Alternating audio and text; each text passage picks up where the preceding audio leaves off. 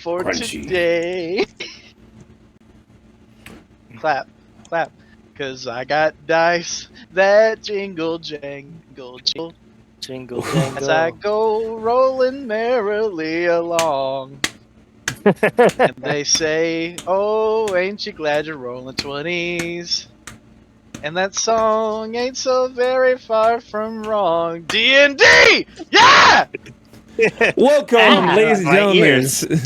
Welcome, ladies and gentlemen, to another episode of Death's Gauntlet. My name is Tony, and I'm here with my players. Sev,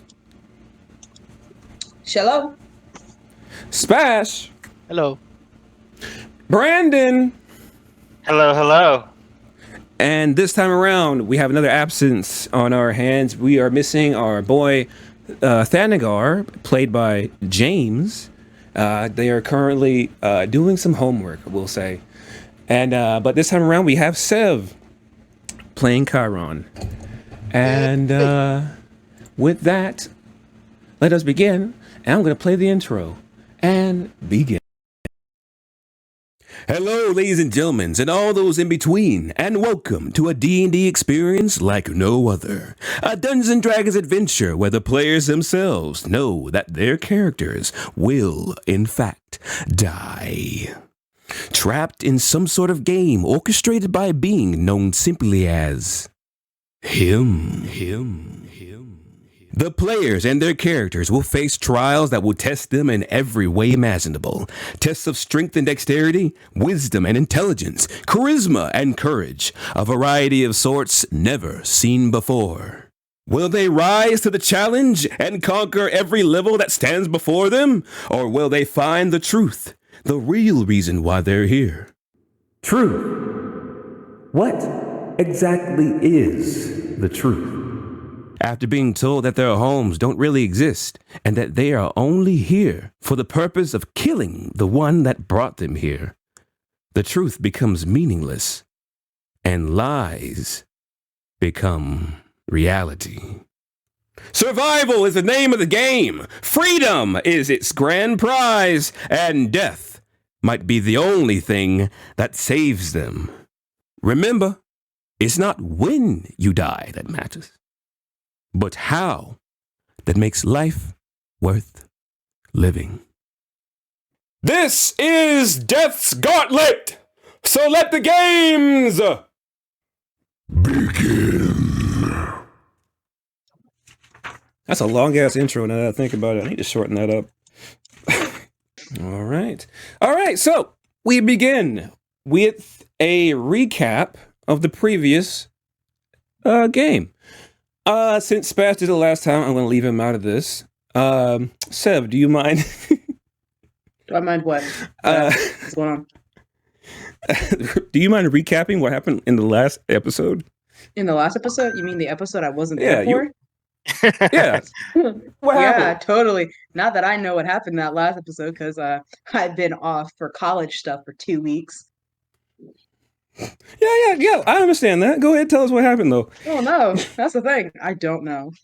I really don't. I haven't had time to even look at the episode yet. What do you think happened? You guys did something that's going to inevitably piss off Chiron. And we're going No, we've been good, Dad. I promise. You've done Been something. good. I swear, we've been so good. I mean, listen. The last time he came back, somebody broke the goddamn game place. Every time he leaves you people, he ends up with disappointment. No, it's not like people. It's not like that this time. I swear, we've been so good. We've been so good. Inevitably causes more gray hairs for Chiron. These fucking kids. I swear to God, leave them alone for 5 seconds. You motherfuckers. We've actually been good this time. I swear. We You haven't done have? anything wrong. Dad, I swear, I've been a good boy. I swear. Please, Chiron. You gotta believe me. Chiron just looking at them like, I'm so tired of you bitches. Like, just, you know what? I might purposely gives up one life because he's like, if you guys fuck up anymore, I'm killing myself. Don't do it. Don't do it. I'm Hello, done. Dad, We Kara, actually- please. We actually did good this time. We actually Oh, did good. really? We've been really guys- good. All right. Brandon, how about you tell us how good we've been with this recap? Great. I didn't mean to volunteer myself, but I'll try. So we went ahead into the spider's lair as we had agreed on before. We also got some news, some hints from the wolf from the previous lair that our life would be a lot easier if we said her name 3 times. So we, using some really bad history checks, but we still managed to remember where the big spider was. We got to her lair without killing too many of her children. And Oh, did you say Over my the- baby? define who your baby is. The giant spider is my child. Did you save her or did you kill her? We Well, have not. We have not have killed not- her. We just don't know where she went. Maybe you should leave her alone. Maybe you should leave her alone. I don't know. We were thinking about it, All but right. but You yeah, guys got to get out of here. after saying her name 3 times, she scurried away and started transforming, but we don't know into what. Okay, well, for all my knowledge, all of my paranoia of this damn campaign, I'm gonna say that you guys should be extremely careful, especially because I'm not with you guys right now. Chiron, are you there right now? You can't tell them what to do. Well, no, but out of character, you know. What would Chiron do? What would our dad do? What would Chiron- Resident? what would Chiron would shoot him. No, Chiron would That's exactly not. what he would Chiron do. would not shoot. Chiron. No, Thanagar is like, I think Kakukaran would like attack. I fucking hate you. Carrot cake. Carrot kick. Cannot remember But for yes. the life of him. Yes, that is exactly what happened. After saying her name 3 times, Like beautiful. the spider, Shadow Soon, began to transform into like it was too dark to tell exactly what was going on. But you did note that after saying her name 3 times, all of her spider children disappeared and faded into dust, and it was only her left behind. Her thorax went from being from 2 sets of thoraxes, basically 2 segments with 16 legs. She shrunk down to 1 segment, like a normal-looking spider, and began to shrink and curl into herself. Her body began to lose hair as she began to transform and crack. Like her carapace cracked open, and something began to appear out of it. But you guys don't know what, because it scurried around to the other side of the building. Yes. As far as Chiron's location, Chiron was previously called out of the game by Teeny so that he may change, or because the changing room was almost complete, and Teeny would like Chiron to be there right when it's ready so that he can change himself when he needs to. It really has been 3 weeks since that shit had been broken, wasn't it? My fucking god. Yep. It's Really been did. more than 3 weeks. More than 3 weeks. But at least 3 sessions. It's been a month since that episode. Jesus. But with that, I would like y'all to decide, who should we go to first? Should we go to Thanagar, Thancred, and Chuntz? Or should we see what's going on with Chiron? Let's see what's going on with Chiron. Let's shake things up. Agreement. Well, I don't care one way or the other. I think it'd be interesting one way or the other. All right. Let me get a good grip on my notes right here real quick. Reread them over. I wrote I'm these here for the today. rolling because I know some shit's about to go down whenever it has to do with Chiron and that son of a bitch. Oh, I don't know what you're talking about. You know exactly what the fuck I'm talking about. This is why you're not the favorite. This is why Chuntz is the This is favorite. why. Yeah. You don't like him? He put knows so much I don't effort to like that him. character. He knows. He knows the only person. Like, here's the thing. I only have one character that I canonically could say would actually like him, and it's not for good reason. It's not with good reasons whatsoever. All right. To kick this off, we go back in time for however long it was before you guys first entered into Spider, to OMG Spiders, we'll call it, in Gravekeeper's Grief.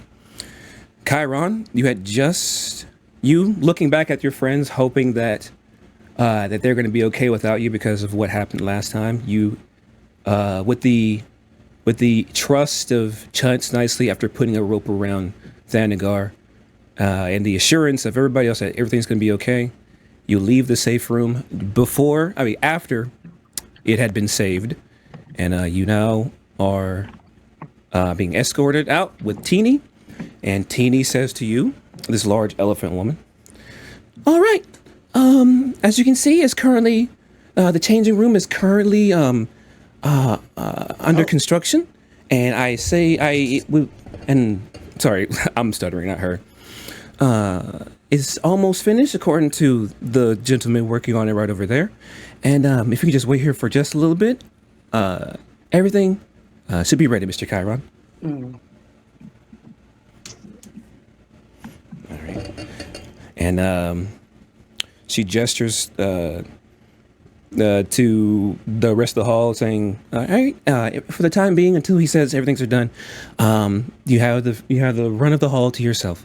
As for me, I'm going to go eat a peanut sandwich in the break room, and have a little conversation with my wife. All right, have fun." Chiron's just kind of tapping himself around. He doesn't know what to do. He's very anxious about, his boys over there on their own. They've never been on their own like this before. Well, they have. Yes, they have. They have. But, last time he was unconscious. And so he didn't have much of a choice in that regard. That boy was asleep. That boy was deep sleep. Well, forcibly asleep by divine intervention. That man was asleep for 10 hours. So, as you stand, are you going towards the center of the hall, going to take a seat? He's kind of looking around. He doesn't feel comfortable sitting. All right. You look around, you see the hall itself in its fine glory. You notice that, Antonio is not at his bar. Usually he's there wiping out a glass, but he's currently not there. Bobley is the only person besides the mechanic working on the room, is the only person that you can see that's humanoid. To the left of the game room is still closed. It says under construction. And looking for new management. Jesus. Oh, baby. And let's see, what's your password? There's a man in the yeah. And if you were to get a good look at the man's currently squat plumber position, you can see his whole ass crack just beyond his long red hair. He seems to be a very stout man, kind of like from the way he's positioned, you can't really tell how big he is, but he seems very wide. He's got long hair, long red hair that goes down to the small of his back. But at the very top of his head is completely bald. I'm talking cue ball style. I can't really get a look at his face, but he seems to be face first into whatever he's working on right now. So, what will Chiron do? What will Chiron do? I think first thing is that because he probably didn't mean to stare at that man's butt crack for so long, he's gonna look away. He's like, why did I do that? Why have I done that? Yeah. Why did my eyes lock onto that? But also, It's like when a cat passes by you, man. Yeah. See, it's that butthole right there. But also, after kind of shaking with that uncomfortable staring, he kind of looks at the man again, kind of curiously. Mm-hmm. You said the man is kind of stout and wide, but is he how is he hunched over? Does he look like he's a short man? Can you tell can Chiron tell what race he is? He's kind of like on one knee, hunched over. Like you hear the sounds of like something being soldered, some hammering, a little bit of screw, like he drops something. He's like, God, freaking damn it! He puts it back on. And based off what you can see, he seems to be his height, he looks to be like on one knee. He looks to be about 4'8" on one knee. So maybe dwarf. Yes. From what you tell, yeah, he does seem very similar to a dwarvish man, a person of dwarven kind.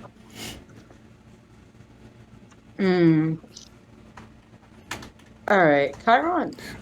Chiron is going to approach out of curiosity. He doesn't, not necessarily. Yeah. He's just gonna kind of slowly approach the other man curiously as he kind of watches him work.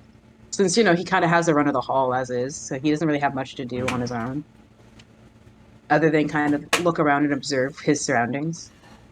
And he approaches the man, kind of looking over their shoulder. Sheepishly.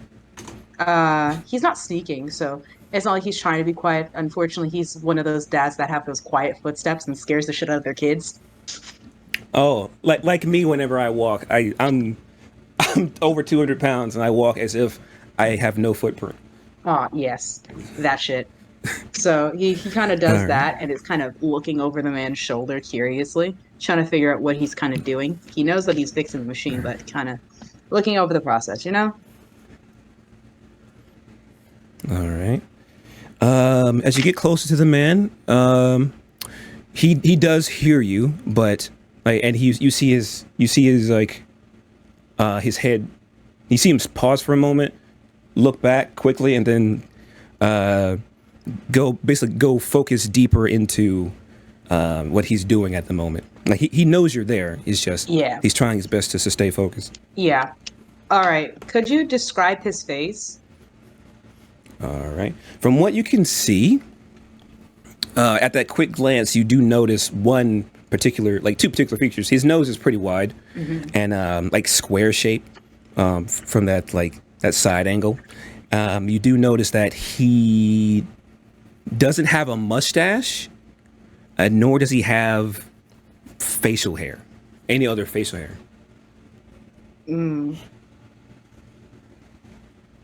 But he is completely bald on top of his head, but long hair from the sides of his head all the way down to the small of his back.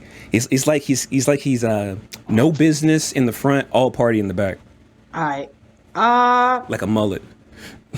Chiron is kind of he's observing, and then he kind of peeks around the dude's shoulder. He doesn't want to get too close because he doesn't want to like disturb his work, but out of curiosity, he kind of is like, Hey, back up, man. What do you think you're doing over here?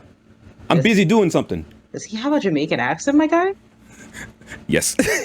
What? Not particularly Jamaican. He just has a unique accent for dwarves. Yeah, that certainly is unique for dwarves. Definitely, because that was not what I was expecting to come out that man's mouth. Can't you see I'm over here doing my job? What you peeping around my shoulder trying to get a look at what I'm doing over here? It's this delicate process.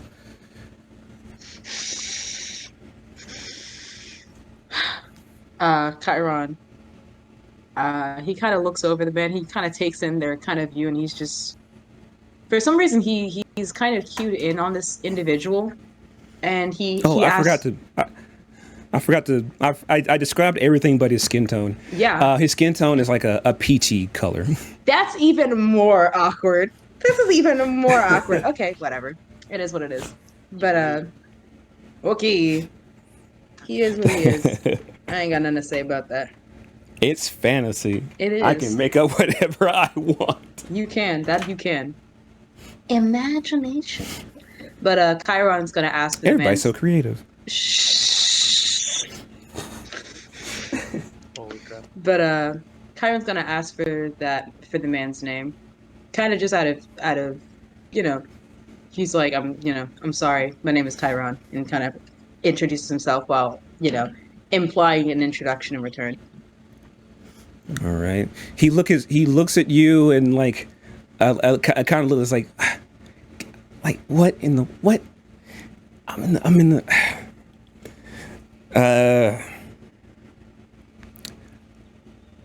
Nice to meet you, man.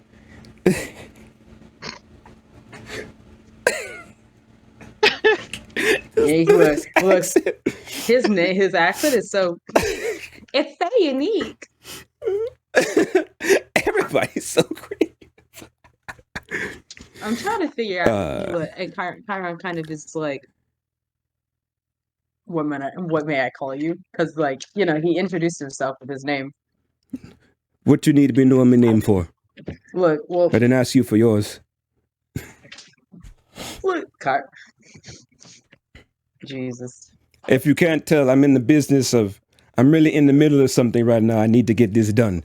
And you see, he turns away from Chiron and begins focusing more into his work. And he begins to mutter to himself a little bit. Since you're close enough, do you speak Dwarvish? I don't know. Because I don't think I focus mostly on languages. I know he speaks a couple of languages. He speaks a couple languages. He speaks Celestial, doesn't he? I know that for certain. Yes, Celestial and Common. He speaks Celestial and Common. He does not speak Dwarvish. But he has a unique accent. Can I roll? Can I roll for it? Roll for what exactly? I feel like because of his unique accent, he kind of speaks maybe he perhaps speaks in like multiple languages. Like, how do I explain? There's some people that will speak within a mix of their actual like their mother tongue and like Common or like English. Mm-hmm. So maybe he's doing something like that. And maybe Chiron can make out some of the words he's saying and put together some level of context. All right. Sorry. Does it, like, let's say if Chiron's world was real, does he come across dwarves every now and then? Yeah, he did. How often does he come across dwarves? Okay, I think I've showed you the map. There's literally a mountain range that literally kind of crosses throughout the entirety of Halcyon. Okay, so the dwarves do exist around in that area, right?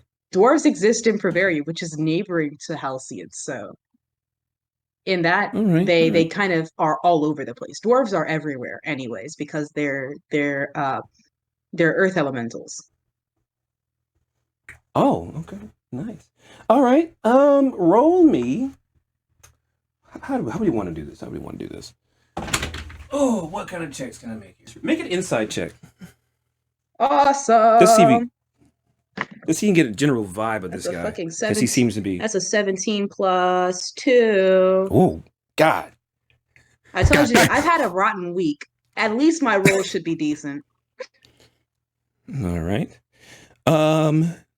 After his general rudeness is kind of off-putting, he goes right back to his work, and you see as he's like drilling and hammering in things and moving wall sheets back into place. As he's like drilling in a drill screw, you see his hand begin to shake, and then he takes his hand and calms it down, and then puts it back as he's like puts it back into place and begins screwing again. He picks up the sheet and puts it on the wall, and he begins to shake one more time. You get the general vibe of this man.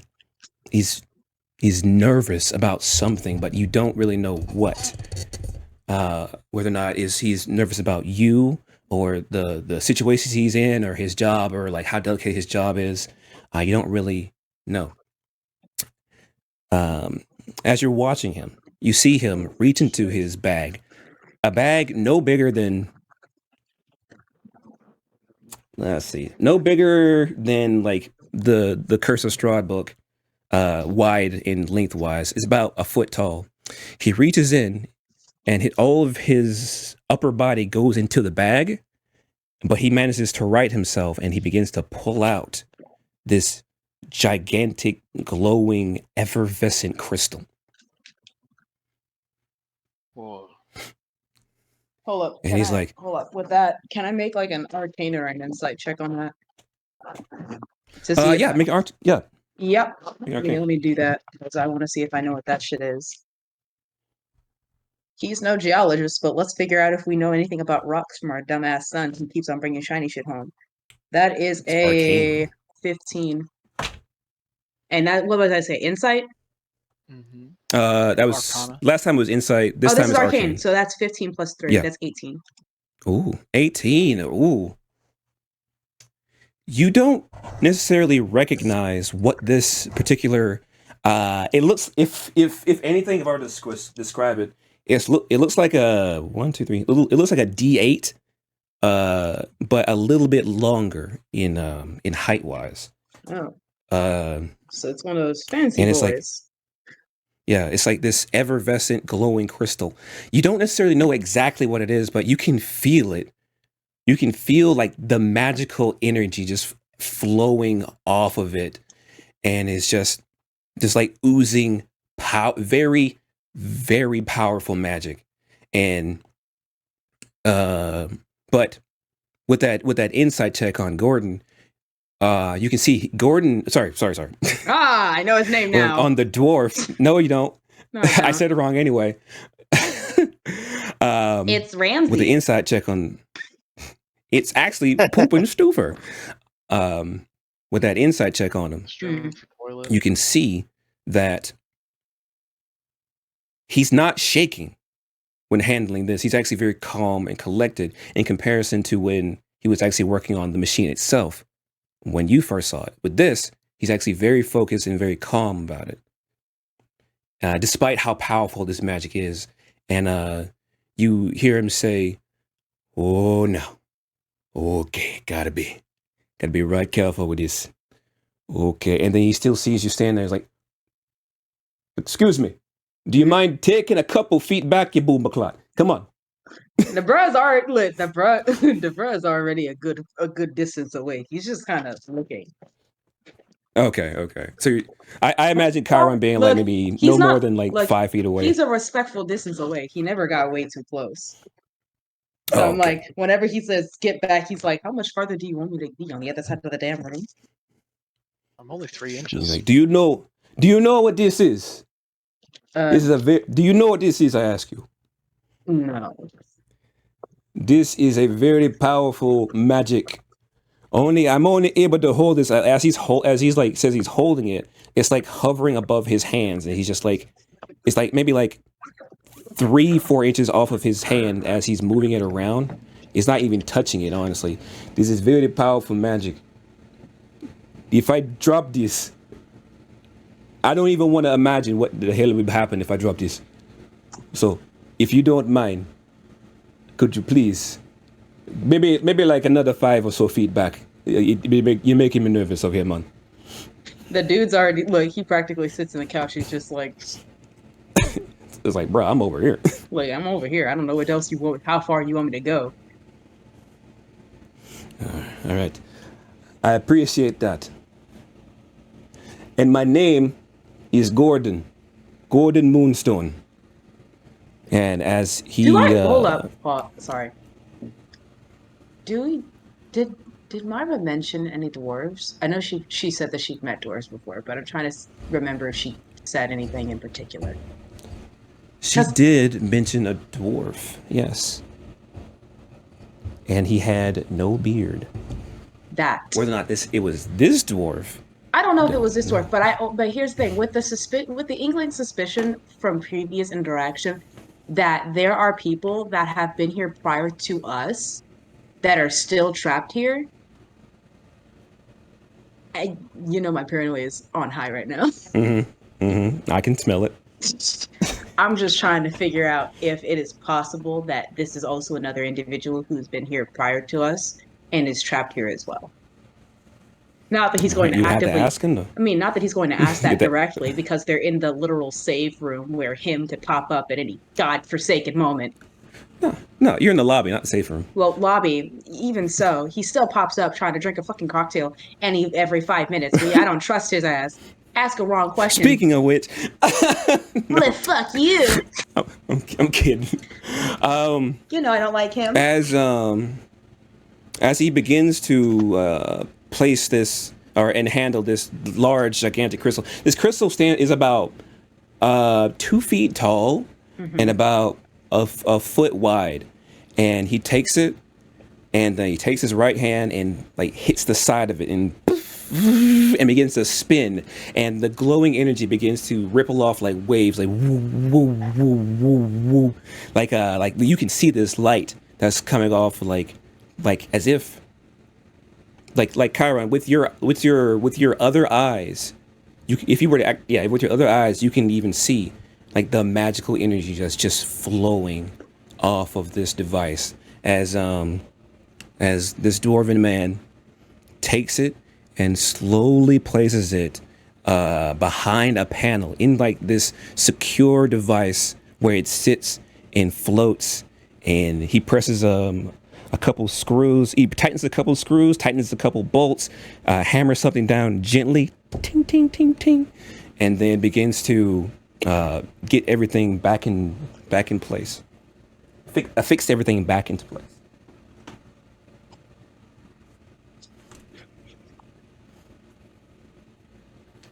Hold up, did you cut out? I can't tell. No, I'm good. Okay, about to say, did you cut out or did you stop talking? I was like, is it me? Me. Did I do something? Is it me, Jesus? All right. All right, All right. So the machine's kind of now back in working order, I'm assuming. As you say that, you see him begin to screw in the last couple panels. He claps his hands together, starts packing up all of his tools, getting his multi-tool, his screwdriver, his flintlock pistol, his sandwiches, his other sandwiches, another box of sandwiches. All the sandwiches are completely eaten. Those are just breadcrumbs he didn't eat. Bro. The whole machine breaks again because he has breadcrumbs in the goddamn machine. He's a hungry dwarf. He's a growing boy. Ah, yes, Ichinose, we see you. He's growing.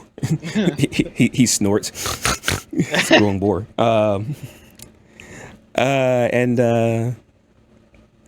He begins to pack his stuff and closes up his bag, puts his tools away, and he looks at you.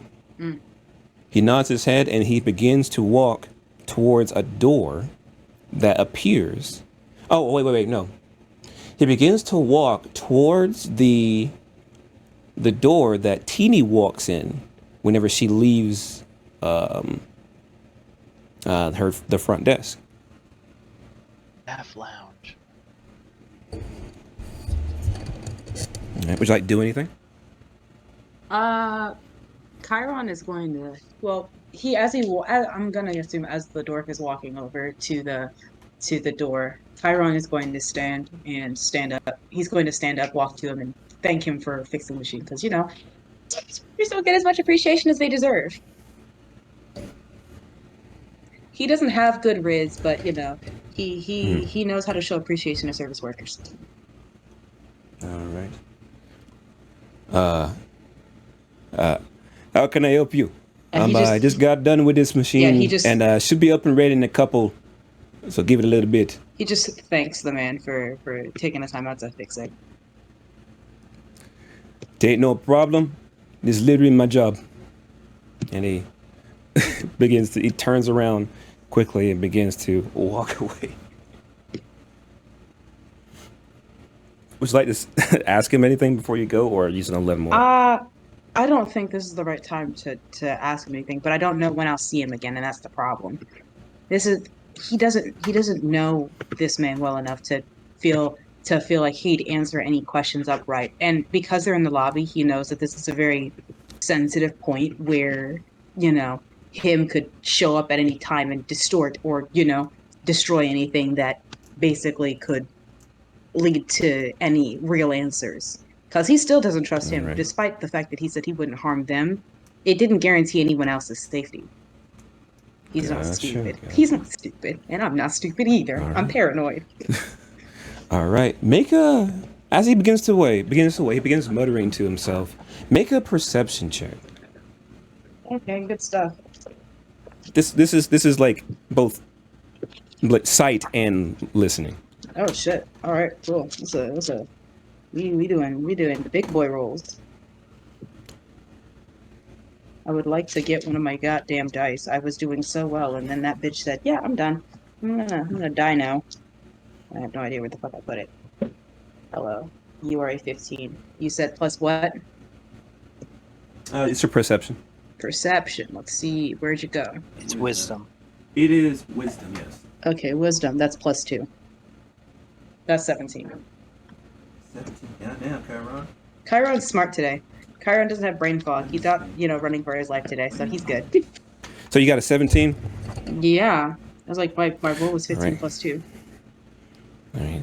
As you begin to turn around and face away from the dwarvish man as he's walking into the room, you hear the faint muttering underneath his breath. You hear him say, "God, I hate this place. Freaking gives me the creeps. I hate the freaking contract, stupid bullshit." And as he walks away, he closes the door behind them, and he is gone. Yeah, Chiron's gonna note that for later. Chiron's gonna note that in his big old. Wait, hold up. I gave away my original notebook, didn't I? The notebook that No, I you got still from have it. Teeny. No, I gave away the notebook that I gave from Teeny. Oh, you gave I gave that one you away. gave someone. And so you still have the one that you bought? Yeah, I have the one that I bought. The one that that him basically didn't, give us. It's anything that nice. Who'd you give it to? I do remember you doing something with it, but I don't remember who you I gave don't it to. remember who I gave it to, but I don't have that one anymore. That I know for sure. So you might still have No, the one I gave from Teeny, I gave away. I know I gave that one away permanently. The one I have Oh, for okay. myself, I think I either let Chuntz or Thancred write in it and give it back to me. Okay. That would probably be Chuntz. I Alright, don't so- remember doing that. So No, I Okay. bought my own.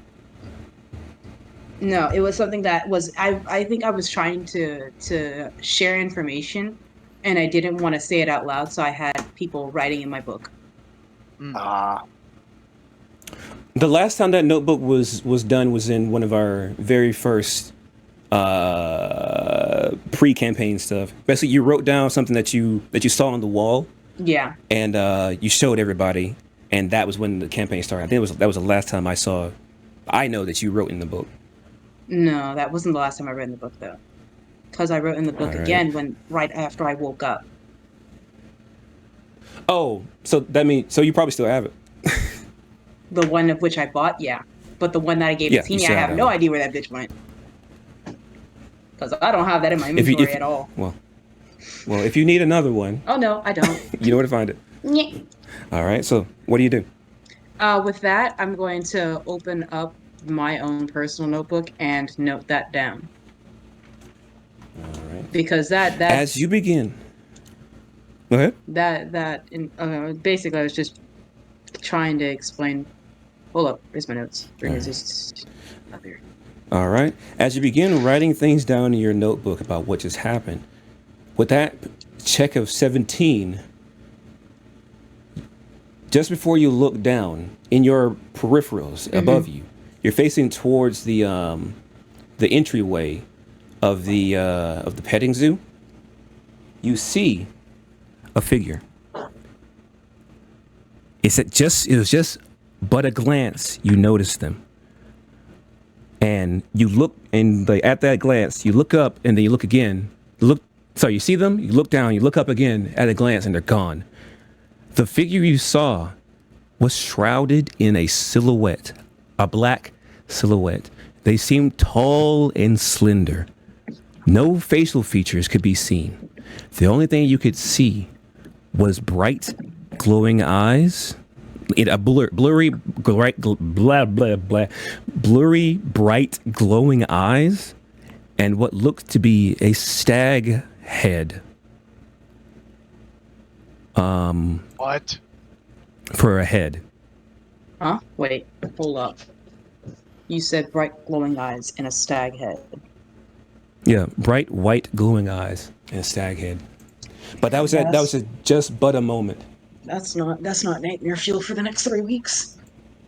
Let me show you what exactly you saw. It's gonna. I made it, but it's gonna look funky with the It's with the image that it's fine. We connected believe. to. Look, we believe in you. You basically saw this. Oh my god, it's perfect. I love him. I love him. You I know who that is. you Here's saw. the thing, it's because I know exactly who that is. Not in terms of this not in terms of this campaign, but I know who that is. Yeah. It's baby. I You- love him. So yeah, you see this. You see, it was just a quick glance. You see it like as you're looking down towards your notebook, and then you look up again, and then it's completely gone. It's no longer there. Shit. And as you actually go down, and look at your notes, you see that your notebook has flipped all the way towards the back end, and you see words scribbled down in not your own handwriting, and it says, you see, find the truth. Yep. On a beast's tongue, that one has been marked off, and then you see like what looks to be five other like handwritten notes. It says, in a restful place above the finish line, belly of a disaster, and lastly, within the ivory Colosseum. And just below that is another set of words written in handwritten. And it says, beyond a friendly forest. That last one is written in a much larger font comparatively to like the rest of it. Like you like the words "find the truth." That's written in a bigger font compared to the list of stuff, along with the beyond the friendly forest. Yeah. This is great yeah. because all you're doing is feeding into my paranoia. I'm gonna be thinking about this for weeks. No, I won't, because actually this seems pretty straightforward. Actually, hold up. No, I'm a puzzle master. Yeah, you keep on going because I'm gonna be mixed focus now. You've been typing for a little bit. Oh yeah. All right. Because I'm then trying as you so what's going through Chiron's mind right now as he's Chiron is reading putting things together. like these letters? That boy is puzzle boy. Because here's the thing, is because the way that this is listed, it's clearly based on the levels. It's very obviously those are based on the levels. In a restful place, above the finish line. Belly of a disaster, within an ivory Colosseum. We haven't made it to any place that had any kind of with any kind of Colosseum, so that's probably for a future level. A belly of disaster. I'm either gonna say it has to do with the big old magic bubble that we saw in the spider thing, or it's in the T-Rex thing. Those are the two that I'm going with in terms of the belly of disaster, because those both really fucking sucked. Above the finish line.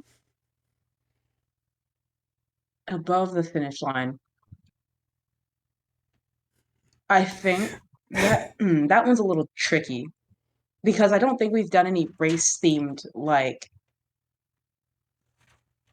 courses or like things yet.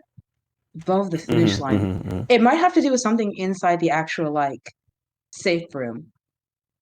And in a restful place, obviously, it has to do something in the safe room. Like not all of it is going to be having to do with in the thing, but I'm gonna say that the belly of disaster within the Upper Coliseum are clearly level based. And beyond a friendly forest, I would say it's probably in the petting zoo. Because I haven't been in the forest. I think I'm the only one who hasn't been in there. And nothing in the goddamn fucking levels are friendly, so fuck that. You don't know. You've only been through one level. Nothing in that bitch is friendly. I was betrayed by the forest. I am not the Lorax. I burned down the trees. I hate the trees. I'm not the Lorax. Them bitches betrayed me. I don't You're the speak for them twice lit. bitches. Because that man, we went in the forest one time, and what did we find? T-Rex shit. Fuck it. That was a jungle, not a forest. Thank you very much. It's a type of forest. Stupid. We got it. It's a tropical forest, a jungle. As Chiron begins piecing all these notes, these clues, these things, like trying to figure out what exactly is going on with this, he hears just behind them, "Yo, Chiron, what's up, dog? What you doing in here?" Closes the book like a kid on porn.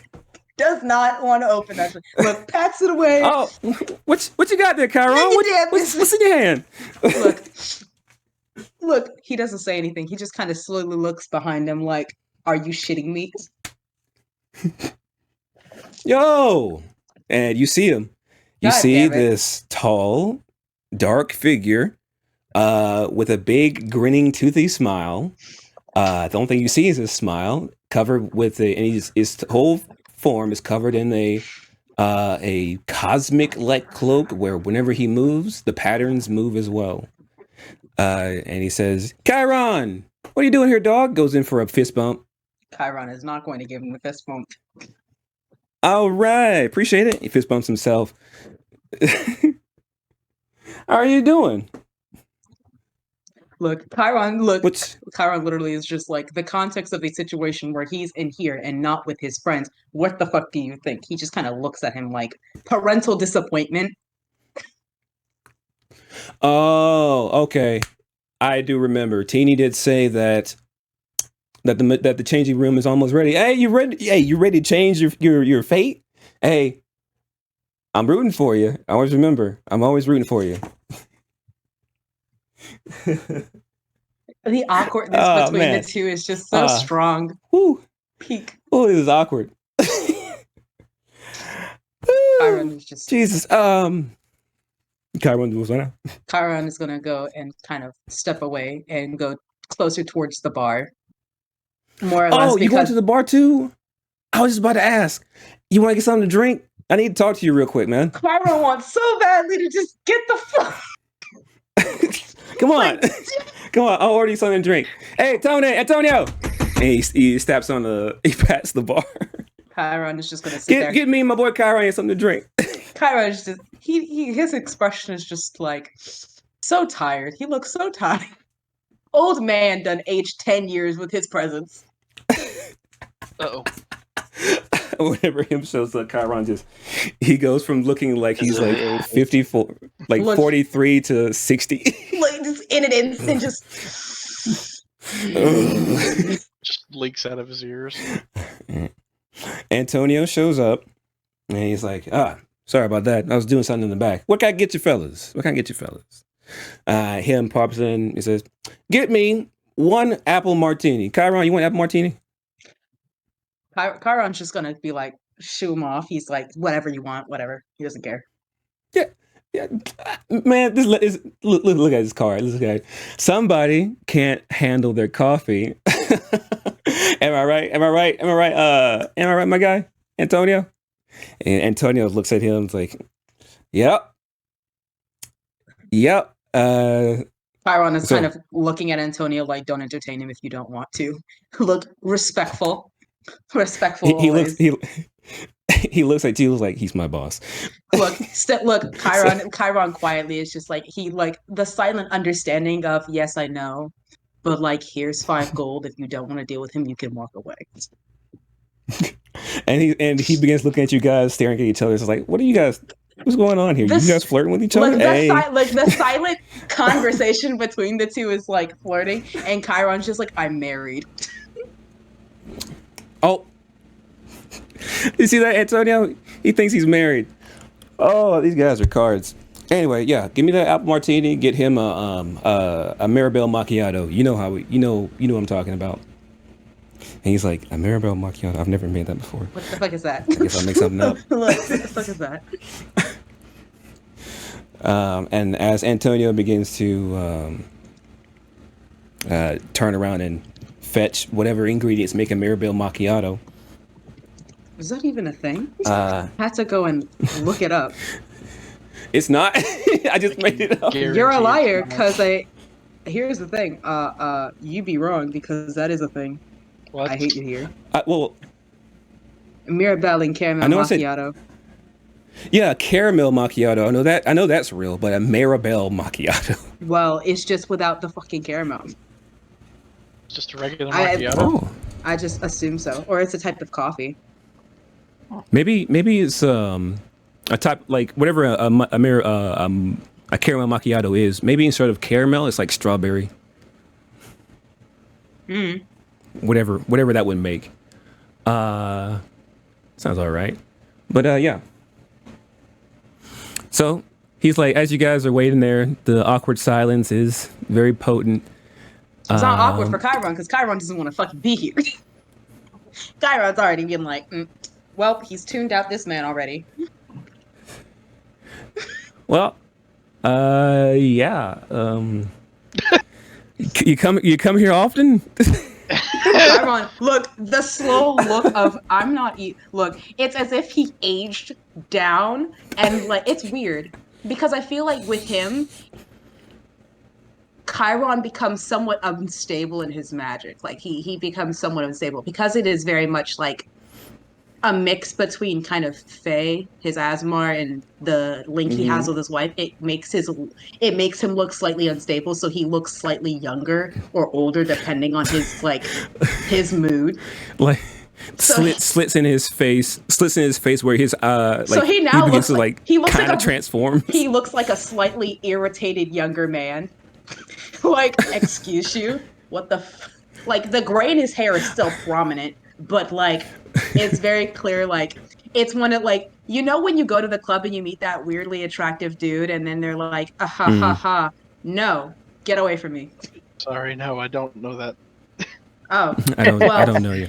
I am that guy, so I understand. Replace that dude with a female and make it as awkward as possible. Oh, okay, yeah. I understand now. All right, you now understand. You good for you.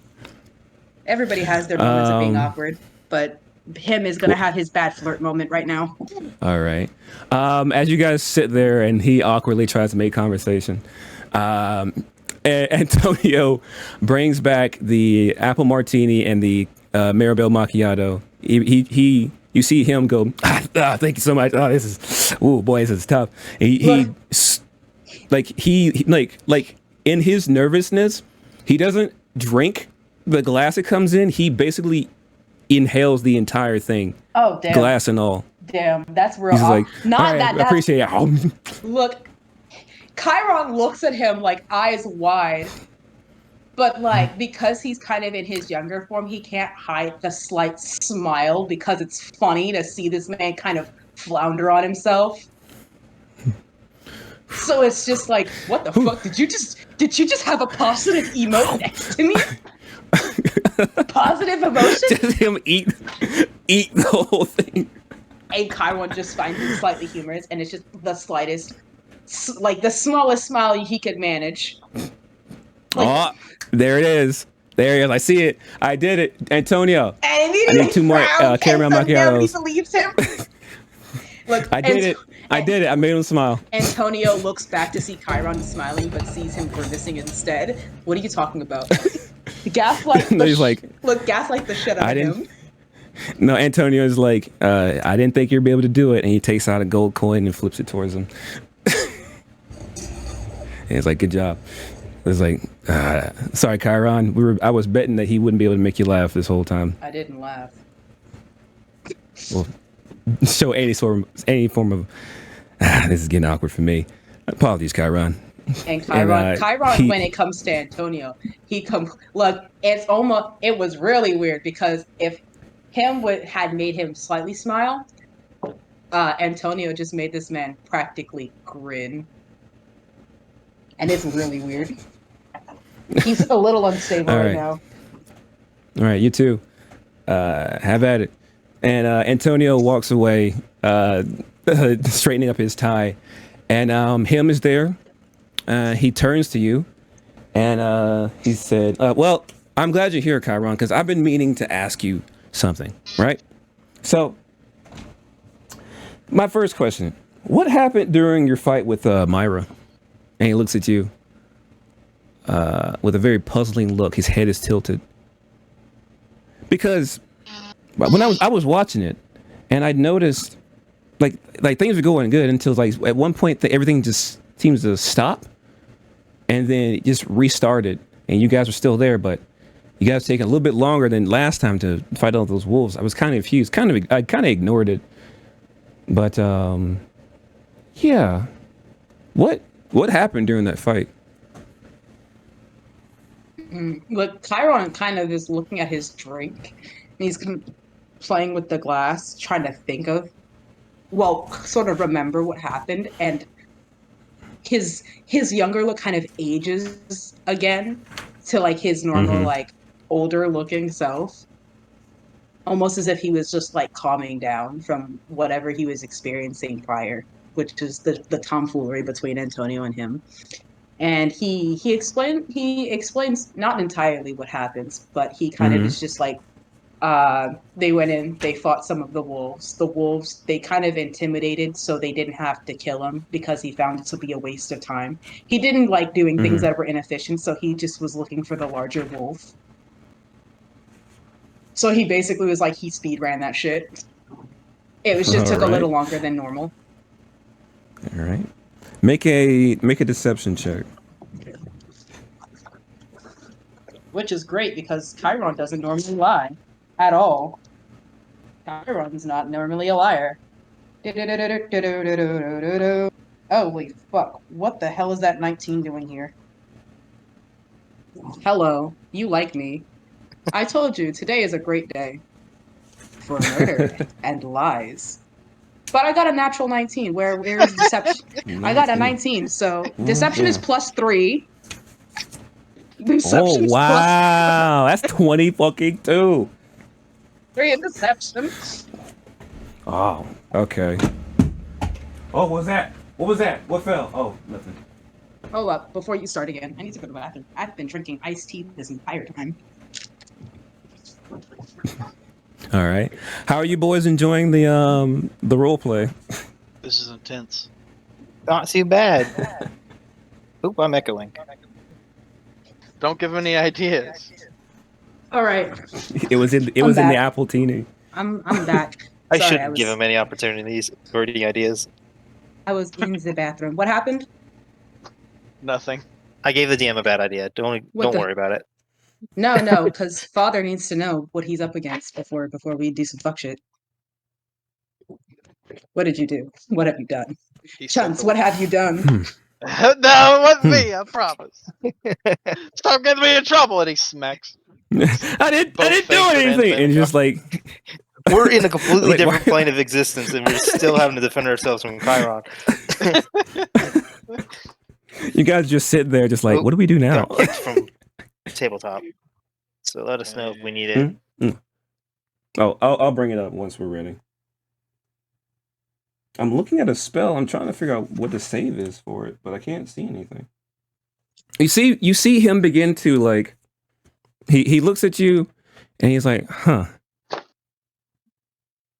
And then you see him like flex his arms out, begin to wiggle his hands around, do a little shimmy, drop some stuff out of his hands, and then he looks at you, and you see his mouth begin to mutter something. Bro, I can't do this with this music. And I want you to tell me, what are Chiron's surface level thoughts right now? Chiron's surface level thoughts are, I want to go home. I'm so tired. I need a nap. I'm too old for this shit. I wonder what my wife is up to. I wonder what my wife is up to. Is Chuntz okay? I hope they're okay. Like it's just like random thoughts. Like he wouldn't have expected it, but like Chiron's brain is going like a mile a minute, and they don't linger on thoughts for too long. And it's really weird because he seems super organized and his face is kind of monotone, but his brain just it's like a neon light show. It just keeps Congratulations, that is exactly how the male mind works. It's Pretty just much it, yeah. it's just a figured it pinball out. table. Ping, ping, ping, ping, ping. Detect thoughts.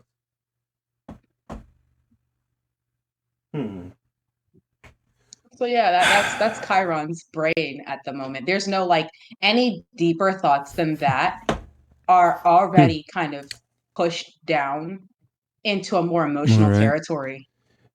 All right, you see him look at you puzzlingly, and then his face begins to twist and turn. You see his smile goes from a smile to like a straight line as he begins to look at you more intensely. You can't see his eyes, but he begins to look at you more intensely.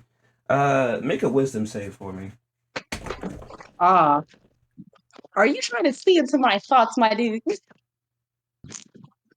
Chiron is kind of like not sure what the hell this man wants from him.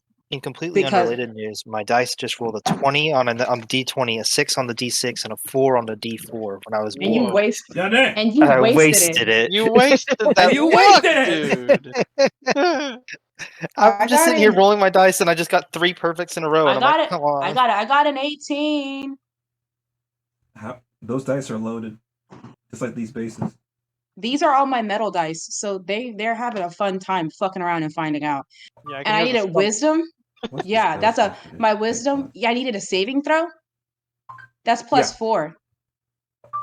What's the wisdom save? He's a smart nudie. He knows what's up. He knows the. Also, if he passes, if he tries to do any like past surface level thoughts, Chiron is gonna know that he went into his mind. If it's that spell that I'm thinking of. So Chiron's entire face morphs into like complete. You don't know what happened. Well, here's the thing. If it's a spell that I recognize, because I think I recognize this spell. He's trying to look into his thoughts. That's why you asked me about the surface level thoughts. Because if you do the surface level thoughts, you don't get detected. But if you do anything deeper than that, they have to make a wisdom saving throw. But either way, they are gonna know that you went into their head. I know this because the last episode of Adventure Zone, I literally had to talk about this spell with a friend. Yeah. Okay. I know my shit. I know my spellcasters. When the character knows. And he looks at you. Try again, Doug. Something furiously roars at you, at him, pushing him out, and fucking like he doesn't like shunt his head back, but he like tilts his head back like, huh. And he puts up his hand like a curious look. I could have swore, because like, and then he like pulls out a 50-inch screen TV from like underneath his cloak, and he pulls out a remote and it's like, just like look right here. It's like you see like security camera footage of you guys fighting the wolves. It's like he rewinds it, like right here, like as you guys were fighting, like he gets bit, and then suddenly you pull out this glowing thing. I don't know what the hell that was, and like suddenly the wolf stops and approaches you, and then like it just suddenly cuts again back to you guys fighting the freaking wolves again, and then you win and you leave. Like what was up with that jump cut? I don't understand. And he just Chiron looks at it, and he kind of looks at him, and he, as though he doesn't understand what he's seeing on the screen. Because he really doesn't, because he knows what happened, but he didn't know how it would be perceived. So he's looking at him with a slightly confused look. Gaslight, gatekeep, girl boss, y'all. Not in character, but you know. Look, it's the face of, what the fuck are you talking about? Like, go ahead. No, I was done with the thought. I was about to start rambling. I had to stop myself. Okay, appreciate it.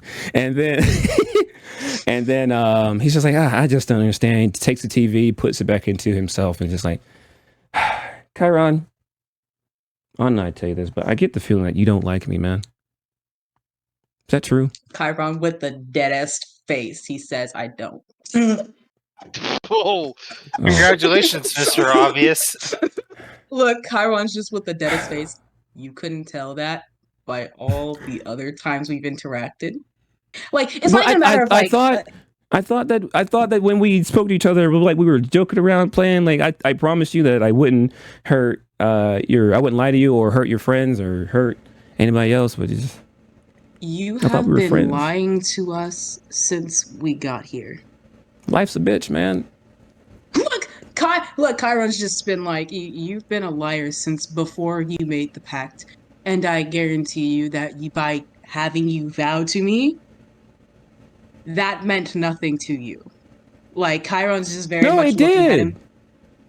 Chiron doesn't believe him for a second. There's nothing in him, there's nothing that him could do to make Chiron believe him because of all of the previous things that they've gone through. There is literally no logical reason for Chiron to believe him. There's no logical reason for him to have any sort of trust in him whatsoever. There's no reason for him to have for Chiron to even believe any of the things that have been going on in this place. All right. Chiron has not spiraled into a sense of kind of disorientation and like, oh my God, Tell is him anything that. real? But I feel like Chiron is he's since his last interaction with his wife, which was in the chamber, he has become a lot more secure in himself and in the situation. So he now questions everything and doesn't take anything for what it is. Oh, okay. Well, like, I spoke with Myra earlier, and she also said nothing was happening, and I was just like, what the fuck? What's going on? And I just came back here, and I'm glad you came back, and it sucks that you don't like me because I think you're pretty cool. like I remember one time back when I was down on my luck. I was a mercenary, and I was just really out there. I was real tall, real buff, and then one day you came along, and you like took me into your home. You got me back on my feet, and now I was much better that whole time afterwards. And now I own a bakery. I'm a little skittish, but for the most part, I'm happy with my life now. Chiron. And as he says this, you see him begin to transform into that same Minotaur that Chiron had helped all those times ago. Chiron is more than willing to kill right now. Because Chiron is just like, that's impossible. Like, not only, Chiron doesn't want to believe that that's the case. Chiron doesn't trust this, because your boy Oleander's not a mage. He had no magic capabilities whatsoever before this. So, yes, Chiron, look, I was Oleander, and I thank you for helping me out when I really needed your help. Chiron is the glass that Chiron had with his Mirabelle macchiato. He shatters to the ground and he completely is Chiron, like, please calm down. Listen to me. He walks Chiron, off. listen to me. Walking. He's Chiron, like, do you want to go home? He asked you. Look, Chiron. Look at me. stops. Look at me, Chiron. And you see him's face go from like happy smiling to like middle face to frown. It's like you see nothing but his teeth. It says, "Do you wish to go home, Chiron?" And at this moment, this is the most serious you've ever seen him in his face. Chiron is furious as Chiron! he turns back to look at him, and he stops. He's not getting any closer. He's not moving. He looks back, and he's just furious. You have played with his emotions far. No. This is your only chance, Chiron. Do you wish to go home? I can make that happen for you. Back to your home, back to your bed, back to your wife who's sick right now. Your kids are out there in the Feywilds looking back and forth for you. Everyone, the kingdom, is in chaos at the moment, Chiron. Do you want to go home? Do you wish to abandon your friends here, Chuntz Niicely, Thanagar, Thancred? Or would you rather go back home to somewhere that you know and not be here anymore, Chiron? Chiron doesn't believe shit that's coming out of this man's mouth. Anything that has come out of his mouth thus far has been a will to gaslight him into believing one thing or another. You're not Chiron is his mind. This is probably the most frustrated insight Chiron check. has been. Actually, let me turn on the light because I can't see. It's dark now.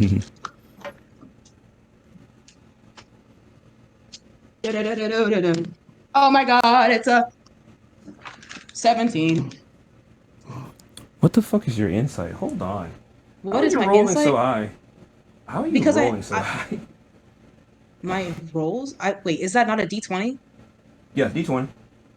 Yeah, I told you. I've had a shitty day. Those dice are loaded, man. I'm telling you. Yeah, So 17 I let plus. 17 plus. You said insight, which is what? Yes. It's wisdom again. Wisdom. Hold up. Wisdom, that's +2. That's 19. Today my dice are loaded because I haven't messed with them in a while. These are also some brand new ass dice. This is the first time I'm actually using them. As things are getting heated between you two and emotions are flaring between the two of you, in this one moment, you see it on his face, his demeanor. His arms are to his side. His head is facing forward towards you. He is facing directly towards you. From what you can tell, based off this is like the complete opposite of his normal mannerisms. He sounds like he might be from what you can see, he might be speaking honestly based off of what he's saying, based off of what you can see. I can send you home right now, Chiron. I know you don't want to be here, and I don't want to force you all. You know what kind of soul you have, Chiron? You don't have a pure white soul like Chuntz. You have a golden soul. Also fairly rare, but not as rare as a pure white one. A golden soul is that of those who would sacrifice their own lives for others. Almost as pure as the pure white, but still just, not as pure as pure white, but still just as glowing and beautiful. And I'm not a torturer. I don't like to put people into hard situations, into tough situations. That's not what I want. What I want is to be done with all of this. But I don't want to hurt people. Not you know, and not in a malicious way. I don't. If you want to go home, Chiron, and he makes a gesture with his hands, and he points towards the wall, just to the right of like the small prison that Thanagar was in. Just to the right of that, a door opens up. Chiron, that door looks exactly like the front door to your bedroom.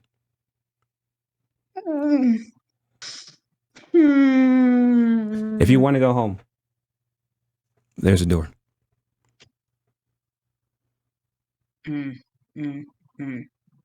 That is the front door of his bedroom. Yep.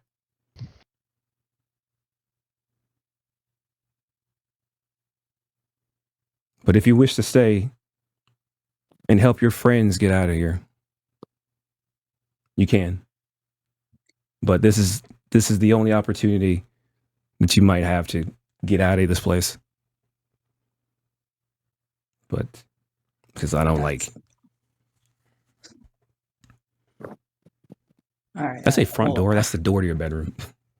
You said that is the door to his bedroom, meaning Yes. that on the other side is his wife in their bed. Everything that there is literally no reason why he shouldn't go, but at the same time,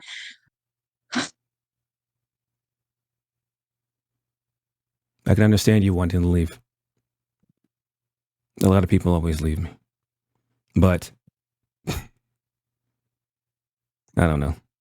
I don't know what I'm saying anymore. Chiron, fuck. Damn it. And he might be here.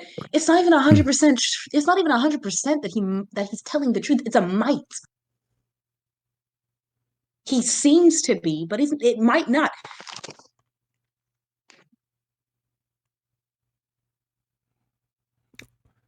What are you gonna do?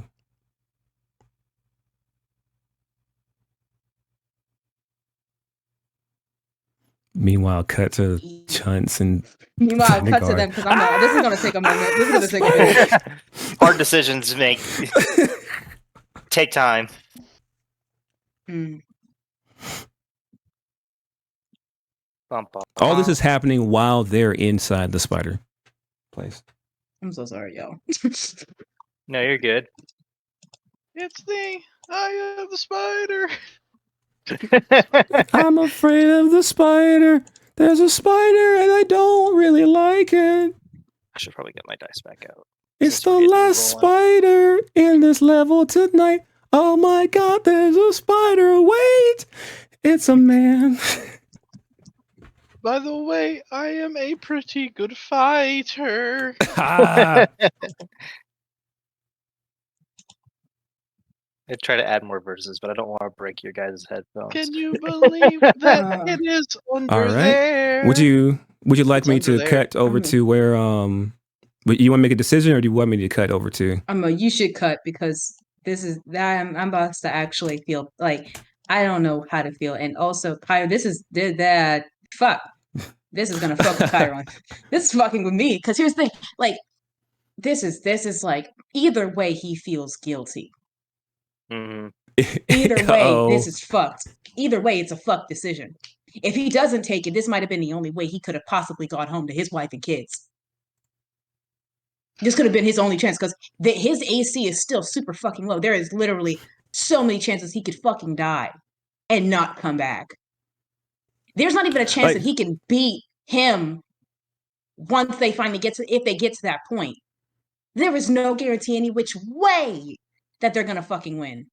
At the other side of the coin, there's no way to guarantee that what he's offering is real. He could open the door Exactly. and it'd be all confetti and balloons. It'd be like, surprise! I'm not going to do anything like that for you. That was funny. It's the plane of fire walking into death. Something like that, yeah. Also, because Chiron Him is also GLaDOS. another thing is why would here's the thing, I think it'd be very obvious that him knew that Chiron despised him. It was so damn fucking clear. Another thing is that why would you wait until Chiron's by himself to offer him something like this, to lull him into a false sense of security when he's probably the only one who's probably making a genuine effort to figure out what the fuck is going on without killing as much as possible. Of sound mind. Mm-hmm. So if he did take it, it would only make sense for him to kill him. Or would it? It only makes sense for him to kill him because he's the closest. He also has all the notes of what the fuck is going on. Or does if he can't get that information back to you guys, y'all are fucked. All right. Y'all are fucked one way or the other. Is Chiron gonna make a like you still want to hold off for a little bit? This is gonna be a while. Okay. Logically speaking, I think I have an answer, but I don't know if I want to do that. All right. In that moment, this very intense moment where him seemingly speaks the truth about Chiron and gives Chiron a way out, and Chiron, in his mind, struggling on many levels of whether or not to believe him, to not believe him, to see his wife, to see his kid, to see his wife and kids, to see his friends, to see his wife, to stay with his friends or people who are also trapped here, or to solve the truth, or to not solve the truth. We cut over to back into OMG Spiders with Thanagar, Chuntz, and Thancred. Okay, guys, pull up Tabletop Simulator. All right. All right, fellas. God, I love D&D. All right, fellas. you're We gotta still keep brewing. moving. I'd like to get out of here. As much as I like spiders, I don't think you guys like them as much as I do. Personally, I think Plus, we gotta spiders get are back pretty to cool. Chiron. Yeah, I think That's really good. Yeah. I think we need to figure out when the world I forgot her name already. I have it in my notes. Shamurikzar. Baba Nuki. Shut us soon. I need to figure out what Shed Shedasune Soon, is that's what it is. before she runs away. Maybe she can help us. Right. All right, let me flip over to my notes with all this information on it. All right, we cut back to Gravekeeper's Grief. Chuntz is currently sitting on top of the roof. Thancred is down Can I by use the near by the investigation front to door. track her? Oh, hold on. Or nature. I'm setting the scene. Survival. And Thanagar is right there with him. Thanagar standing on the side of the bridge. Let me see.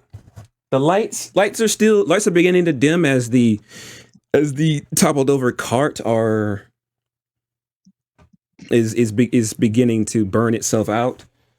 And you say you want to make an investigation check? Yeah. Yeah, Chuntz is currently standing on top of this rickety roof in a part where it's still stable, but not all of it is secure. All right, make an investigation. What are you trying to find? Trying to track her. Tracker. Okay. Oh, I dropped the dice. Oh, before you roll, you did see her run around the corner. Right, I'm on the roof. Yeah, and you're my currently on thought the roof. is I'm gonna go around the edge if I can, and Oh, okay. and see if she went away from the building, or found like a crevice to crawl into or something. All right. All right, roll. All right, that's a nat 18 God plus damn. 1, 19. Can't hide anything from us this game. Woo! I love telling Yeah, the you're truth. not allowed to do that. We've had enough of your bullshit. Apparently not anymore, I Apparently- guess. Apparently, our dice have too. For real. I don't think I've rolled this high at all. Like, I don't think I've rolled this high in a while. Not at all. You got a what now? 19? 19. All right. Based off of it's still pretty dark for you to see anything up here, but there's enough moonlight to be able to catch glimpses of the land around you. From standing on top of this one corner, you did notice that you saw it begin to transform and curl itself up and break through its own carapace with like a hand, some sort of like digit based grappling thing. I don't know. It began to ran in that direction, and you begin to pace it and look, and your footing is not sure, so you don't really move too far from where you're standing. But as you begin to look with that 19, you do see that on the other side of this building is another fence that encompasses the rest of this part of the area. From like where the bramble stops, like right here, you see that it continues on. There's a fallen over. You see a fallen over a log. You see a fence that leads beyond that, and continues on for maybe like another 30 or so feet. It takes a left and begins going. Let's say southward from the house, the building. Can I also try and follow her since I'm on the ground? All right. Just use my action to dash and just dash after her. All right. Yes, you can. How big's your dash? It's 30 feet, so total would be 60 feet.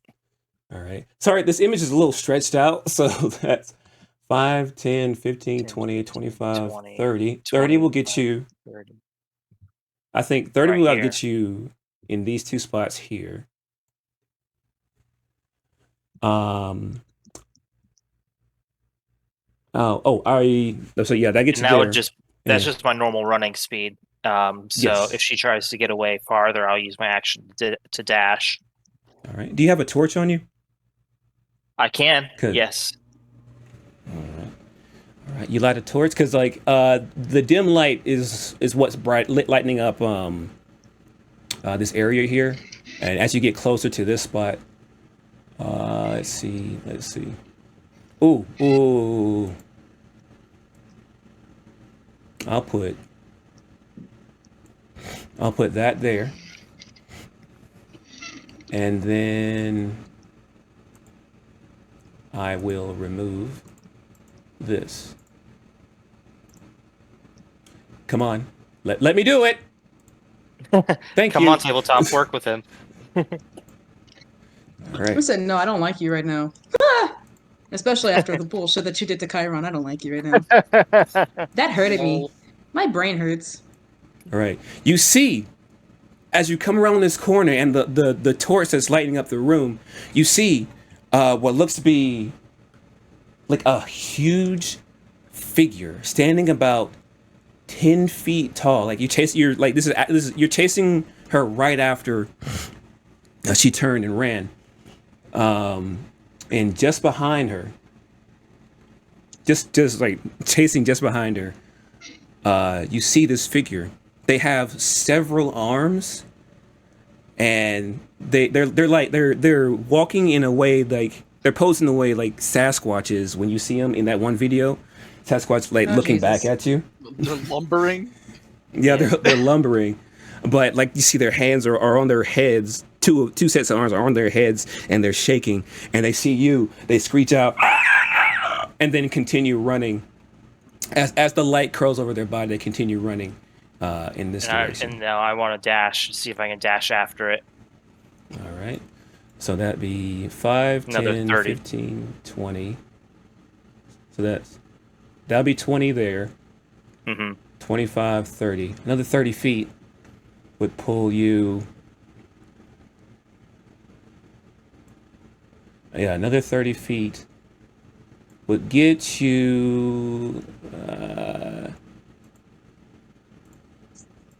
Let's remove this, and you do have that light up. Can you see that? Can you see that figure there? I don't see anything. I just see. Oh, the edge of the darkness. The edge of darkness. I just see the edge of the darkness. Yeah. All So right. if there is anything over here, I can't see it. All right, I'll move this here. All right. Yeah. So you, for a quick second, like for like maybe like 5-10 seconds, no more than 10 seconds, you lose track of the creature. Okay. And you manage to catch up to it again. It's about 10 feet away from you. And you see, it's like right there. And you see it curled up into a ball on the ground, hands over its head, and you can hear whimpering as you get closer. And I just at that point say, "I'm not here to hurt you. I'm not here to hurt you." And as you begin saying that, you hear, all of you, you hear laughter coming from, like Chuntz, you hear laughter coming from around the corner. And Thanagar, you hear what sounds like laughter coming from this creature. And it sounds like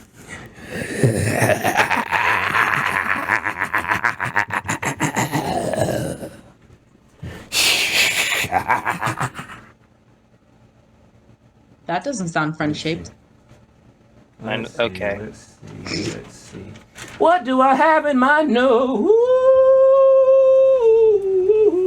I'm gonna need you to get on Google Docs like the rest of us. I got it. It's all right here. All right. I need you to make a wisdom saving throw. I'm proficient in those, thankfully. All right. Here's hoping I actually roll high. Well, 6 + 2 is 8. Damn. All right. I rolled real low. That was, wow. It was the first like bad roll of the night. I'll take the blame. I'll take the hit. Like, Not everyone can roll lucky. as you Okay. begin chasing after this creature, your eyes like glance up for just a moment as like you see this large figure. This figure stands about 10 feet tall, and they're about 5 feet wide, and they're Watch out, completely Ron. naked. They have Oh my fucking God. they have the figure of looks to be a pale skinned man They have like short, messy hair, and their body is covered in like short hairs, and like you see like digits, like several arm like appendages coming out of their torso, like I said earlier, and their hands are on their head, and they're in like the fetal position on the ground. But as you see them, you glance up, and for just a moment, you catch a glimpse of something, but you don't know. And you are currently frightened I'll take it. and paralyzed. Never mind. For about... I can deal with frightened, but paralyzed? Let me see. Oh, I don't think That man Yeah, must be yeah, ugly. You're currently frightened and paralyzed. All right, so now it's going to be Thanagar's turn. And it's like, yeah, that's hey, my conditions. hey, where did where did where did that guy go? Oh my god. I couldn't even come up with a name. Where did Tanning Bed go? I love that. Love him. And as he begins to, he walks forward this way, and then goes around this corner. And Chuntz, you see this being from up all the way up top, on top of that roof. You see Thanagar pause for a moment, and then stand stiff, and then suddenly his body begins to lift up and go up into the sky, and like make a perception check real quick. Play Bro's over DuckTales here. moon theme here. Bro, I'm weak. What the fuck is going on here? Y'all better not die What's before my- my breath can come and get y'all. Okay, I can't move or speak. That's a Okay. 8. An 8? No. Jesus Christ! All right. Only thing you see. This is what we You get for see- you rolling so good so far, Seth. That's no. You're Yeah, not gonna you blame took all me the for this. saves. That's no. took all of it. You're not gonna blame me for this. Shit, I thought everybody was gonna do good. I had a rotten ass week. I deserved that. I earned that. You see Thanagar like slowly begin to lift up into the air. He's still in like a running position, but he's being lifted up into the air and slowly begins to fade away into nothing. No way. And then from behind you, you hear someone call out, "Hey, green dude, what's going on?" You look behind you and you see, well, I forgot what her name was. Shit, hold on. You see a tall Goliath woman standing behind you. Oh yeah, the girl that keeps dying all the time. Tiffany. I don't think her I'm name pretty is- sure that's not her name, but we might just Yeah. have to go with it. I don't think her name is Tiffany. It's not. It's not. Hold What? on, let me. Oh, hey. No, go ahead. I'm trying to figure something out here. Get down. There's something down there. It's taking away Thanagar. What are you talking about? Thanagar. Don't worry about that. Thanagar's all right. Hmm? Like, this happens every now and then. Thanagar will be fine. Let's just go ahead and finish this up and so I can get the hell out of here. I'm not too big a fan of spiders. Yeah, all right. But look down there. I'm down. I'm at the bottom. I'm standing at the bottom of this building, dude. Oh, Wait, what's with the money bags? hold What's on. I going have on? to. Hold up. I'm I walked trying away to for pull 2 something out seconds here. to give me some chips. We're dying. I have Don't to worry. reorient myself. My babies are dying, and he's over there having to make a decision whether to abandon these hoes or stick with the bros. You just see all of us come back with -1 life, and you go, "Well, that made my decision for me. Good luck. Have fun." Look, that decided that. Proceeds to die, all his notes burnt up along with him, like a certain someone. Jesus. Hey. Tiffany. Hold on. Tiffany. Hold on. What? We don't know. I- we don't know I- her name. No I one legit remembers her have to name. look. Oh, I know what it is. It's not Tiffany. That's not my It's name, not Tiffany. idiot. What? Wait, what was? It I was know the it's chick not who Tiffany. died like 7 times. Yeah, Yeah. she died like 3 times. Wait, What's going It on? starts with Where a are your T. friends at? It starts with a T, doesn't it? Like It does, what? but we can't figure out what it is. Like no, shit. I know her name. That's not my name. It's our resident character for when we don't have 4 people. My fucking The god. local. What is her? What is her?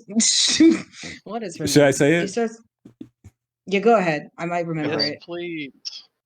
Actually, Chuntz, make a history check. Don't do this to me. I have a -1. Sean. You can't be too much Freaking- worse than that. Freaking 15. 15? Hey, That's pretty good. Her name is Liza. Liza? That's what Yeah. it was.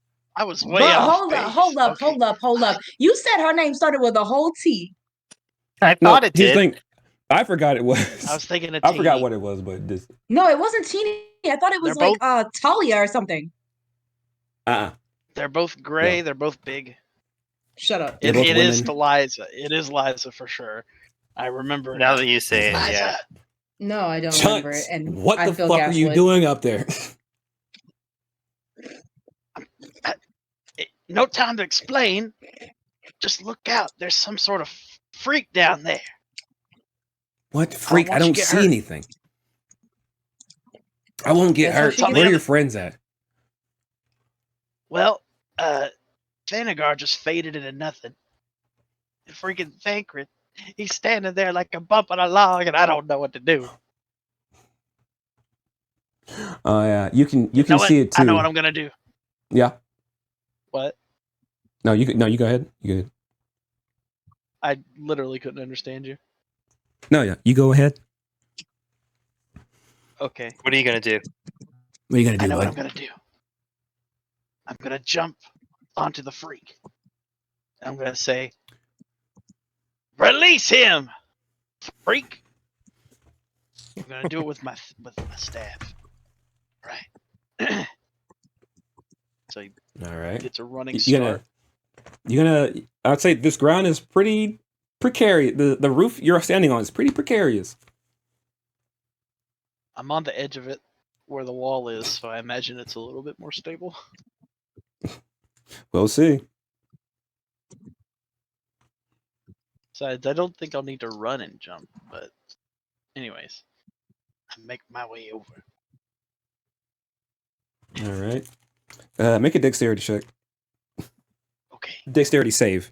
Sorry, dexterity save. Okay. 17? 17?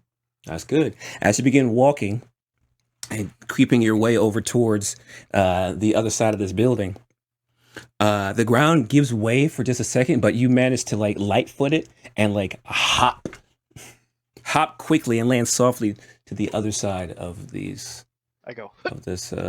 wall. Yeah, the part you're standing on right now, that's actually one of the more stable parts. Okay. Now I'm gonna leap. onto Make a the perception freak. check. A perception check. Okay. Yeah, roll. I meant to make you do 2 rolls since you're over here now. It was 1 to Say get over again? there, 2 to. I meant to make you do 2 rolls. It was 1 to get over there, 2 to get. Oh, okay. All right. What's a nat 20 get me? Hey, A natural 20? God damn. Okay, as you begin to like slowly creep over to that side of the corner, and like you peer over the edge, keeping low so that your weight is distributed over this creaky building, you see a large man. He's nude and he's hunched over, balling over in the ground. He's in the fetal position. You can hear sobbing coming from his direction. His skin is dirty. His hair is unkempt, and they have spider-like eyes and a mouth. Like from like he's like his hands are on his head, and you can see just the side of his head. He looks almost like the Predator in a sense, but there are like 6 eyes that during the like his actual eye socket, 1 eye above it and 1 eye below it.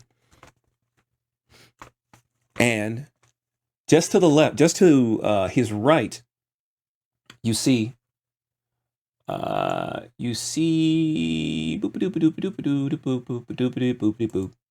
Skidlappy-lappy-lido, skap-bop-bop-dele, skibidi-bibidi-bibidi-ba, skidin-bop-bop-bo.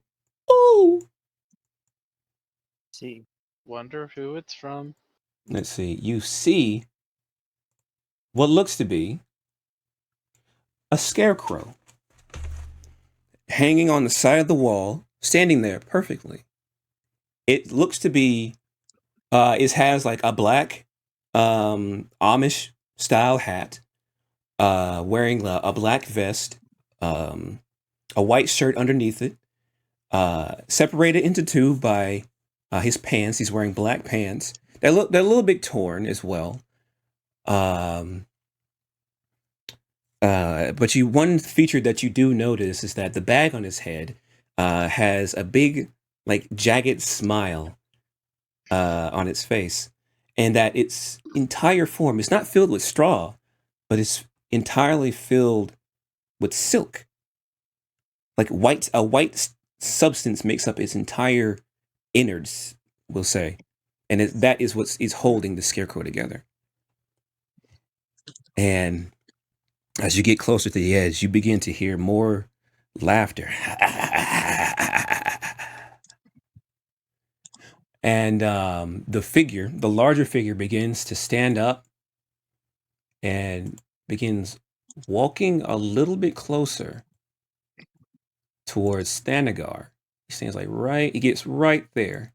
And as you see this, like you're about to like jump and like pounce on this guy.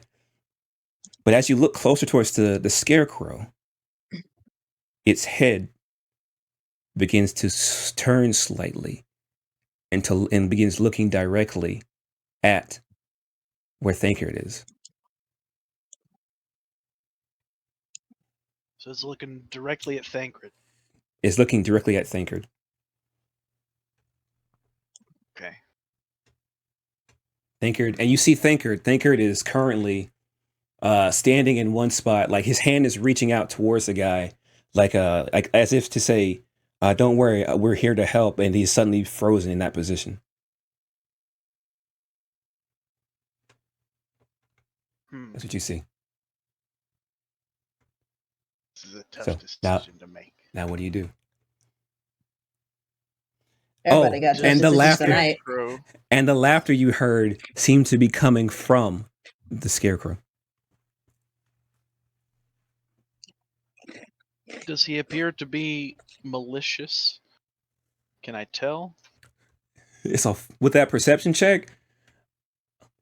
It's with natural 20. Yeah, its head is tilting very slowly back and forth, and its smile. Its smile. It's like you can hear it. You can hear that maniacal laughter coming from the scarecrow. Okay. It sounds fairly malicious to me. It's coming from the scarecrow. I thought it was coming from the other. Okay, I got you now. All right. I got it. What I'm gonna do is you currently have. Wait, what's going on?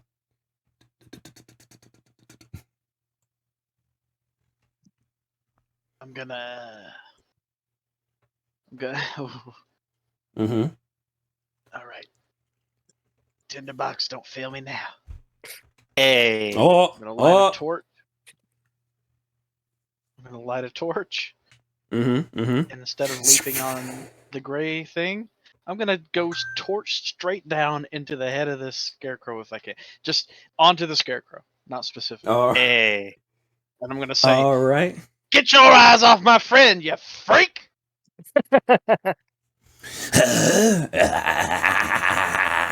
it begins to laugh even harder. And so you have the surprise on him, so you'll have advantage on this. What do you? How do you think you should roll this? So you're trying to attack with the torch. I don't really know what the damage on that would be. No, better idea. May I go first? Yeah, since no dice have been rolled, go ahead. All right, I'm gonna wrap one of my hand axes in oiled cloth and light that and throw it. There you Throw it go. at the scarecrow, and I'm gonna say, "Get your eyes off my friend, you freak!" And I'll keep the high ground. All right. In the midst of this, Chiron senses a quick feeling of pride. A disturbance in the force of the good variety. Yes. This is in between the talk about like, hey, you come here often. And that's the reason. That's actually where he smiles. All right. Shall I roll to hit? Yes, roll to hit. All right. You do have surprise, so this is with advantage. Sick. Okay. Ooh, advantage. All right. Nat 20 is the first roll.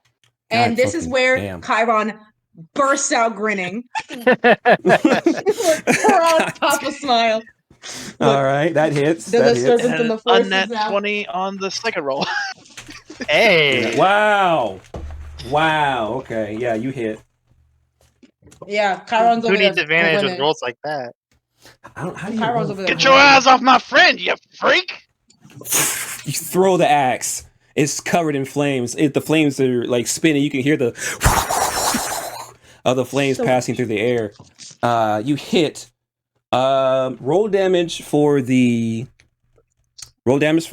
axe itself for hitting, and then tell me what that is, and then we'll roll for the fire. Is that a crit?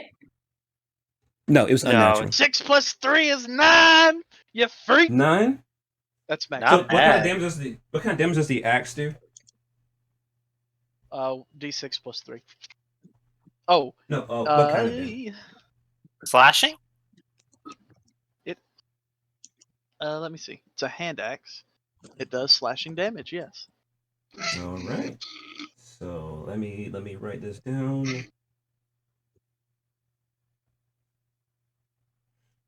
All right. Oh, 30. All right, that's 9 damage, and you throw it. The axe hits.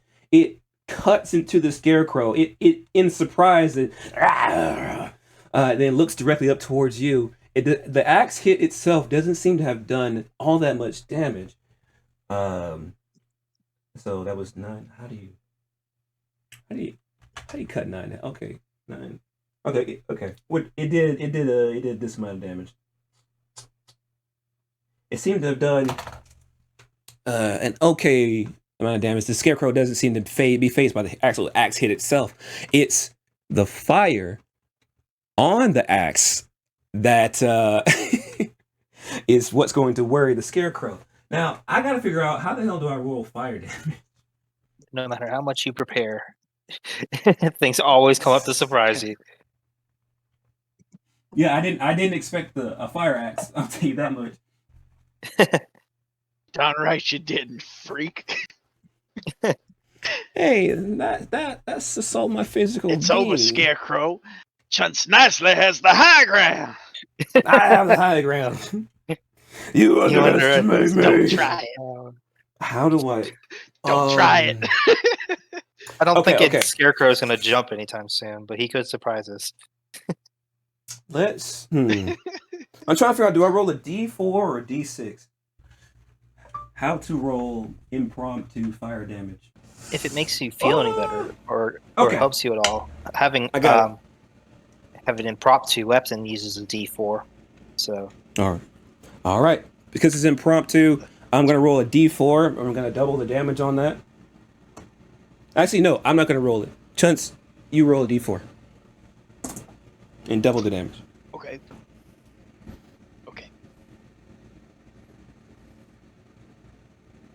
That is 4 damage. Not bad. What's your proficiency? I rolled a 2. It's 4 damage. Proficiency? And we're gonna add a +1 to that, so 5 damage in total.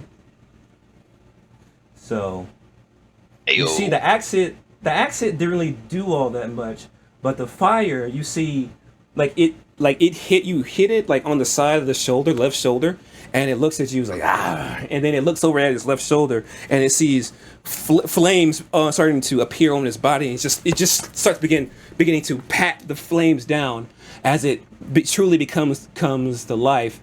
And we are going to roll initiative for all of this. So we're gonna swap that out.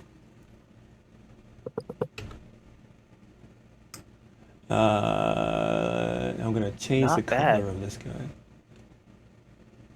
Let me guess, you got a 20. No. Got a 19. Nice. Wow. No, I got 19. That's natural, by the way, so it's +3. That's pretty good.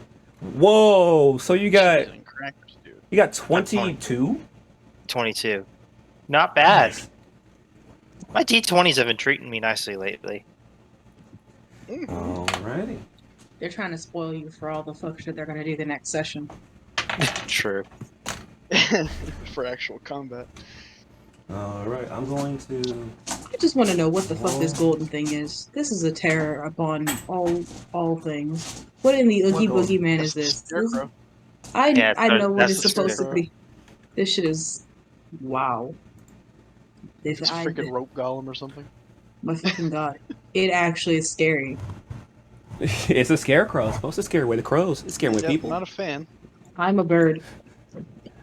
I'm a vacuum. Scares the kinku. Oh, this is a kinku's worst I'm nightmare. 8'10" A scarecrow. Yeah. Okay, so Resident King. I'm tired enough. Thancud. Thancred, you rolled a 19. Never mind. Chuntz, sorry, no, you didn't roll 19. You got 22. So Yes.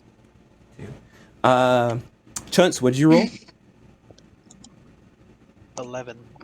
You got an Not bad. 11. We'll take those. I'm going to roll for Liza over here. Let me pull up her stats.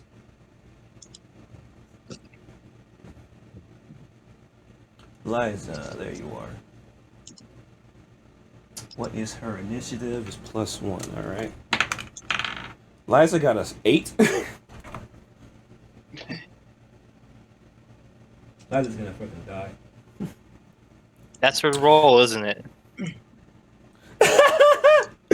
Chuntz, what was your name? What was your role again? 11? 11. Alright, and now I'm gonna roll for Scarecrow. Oh wow! That's a 20 for the Scarecrow. He goes first. I still go first. I can't do anything, Yeah. but I still go first. He still goes first. Yay! I tried to free you, I'm sorry. No, you're good. Let's see. Okay. I thought So I is did. he that ugly that everybody's frozen? Jesus. That's my No, power. it's just him. I was about to say, don't make a character that's after Chuntz's me. ability. oh yeah, Chuntz isn't your ability is still active, by the way. The 10-foot thing, as long as Chuntz is within 10 feet of you, you still get that Yes. D4 to your AC. Oh yes. I think let me your roll AC is 20 now, right? that. That was when I rolled last time. Let me try again this time. All right. D4. That's a 4, so it's now 21. 21. Whoa, 9 plus 10. Wow. 9 plus 10 is 21. I have an intelligence of 9 plus 5. 12. 12. I have an intelligence Alright. of 8. Don't do so the math don't on worry. that! Don't do the math on that. Wait a I'm just minute. gonna trust your math, dude. My Wait a intelligence is minute. an 8. Wait The a risk minute. I took. The risk I took was calculated. But boy, am I Boy, am I bad. bad at math. All right. But boy, am I Chuntz Niicely. As like Liza's gonna appear around the corner. So now she's in the middle of the battle. She's like, "What's going on here? What the hell is that thing?" And it turns around and It's like, oh fuck. Up first is I agree. Thancred. Thancred. Yes, I know I'm still frightened and paralyzed. Let's see. If the target sees the target must succeed a DC Wisdom saving throw or be magically frightened until the end of the Scarecrow's next turn. All right, so you are paralyzed and frightened, and you can't move. The Scarecrow now finished patting down the flames that are on its shoulder. It looks up at you, Chuntz, and like smiles evilly as like Liza comes around the corner, and he sees Liza, and it's like you, and he's gonna cast Sure. Dominate Person. Roll well, Liza. We don't care if you die. We don't want you to be possessed. We don't want another person to Yeah. have to fight here. We have witnessed death That'd be 1,000 times. We don't care for we it. witnessed you die so much. But if I have to fight you, ooh, so help me. Damn it! The book. I'm looking inside the books for these spells, and it's just like Snack. It's in a I don't book. see It's anything. reading Rainbow. Like, oh, look, Rainbow. Oh my lord. Goliath in the Dominate sky. Thanagar's It's twice as high. high. yeah. take a look. It's not the Yeah. high ground. All right, I know you bitches are old, but okay. Come Not on, trying. reading Rainbow Come was on, part of all of Come our on, childhood. youngin. No, it was not. I'm just saying that to pretend that Oh, everyone come on. else isn't as old as I am. Please. I'm older than My you. burden's About to say, my Um, mother used to sing Reading Rainbow, and then she used to sing the original freaking theme song for the Electric Company before, the one that I know from PBS Kids with Lin-Manuel Yeah. Miranda in that bitch. Hey, you guys! Yeah, that's the one I know. Not that I liked it. It's not there. Yeah. I'm an idiot. What am I looking for here? You know what I liked? Oh, I okay. think you got the I see. numbers. I got it. She's got to make a wisdom save of at least love that. 13 in order to pass. Oh, she got a natural 20. You see her reach Hey. you see it reach for her mind, trying to use the silk to puppet her brain, but she just like, the fuck, and she like shakes it off, and that was She his said, "Fuck all that legend. noise." That was one of Damn. his legendary reactions in order to do that. Damn, And she now, just shook that off. Oh, we yeah, have she just straight up reactions. shook that off.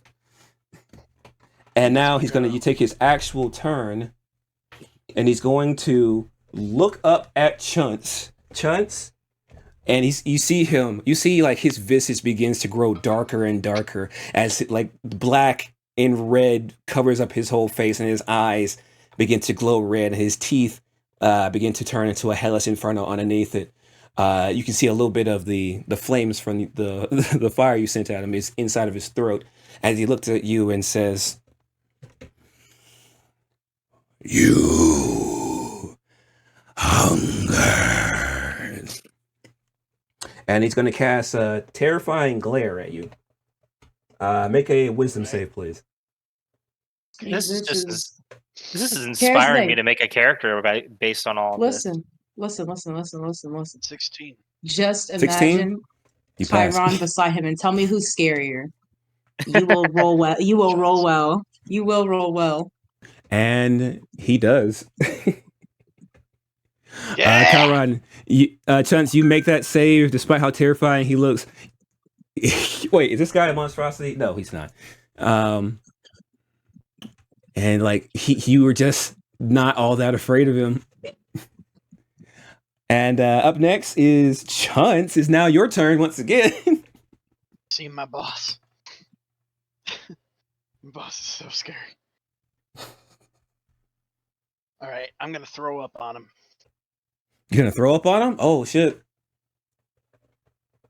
Yep. Just All straight right. down.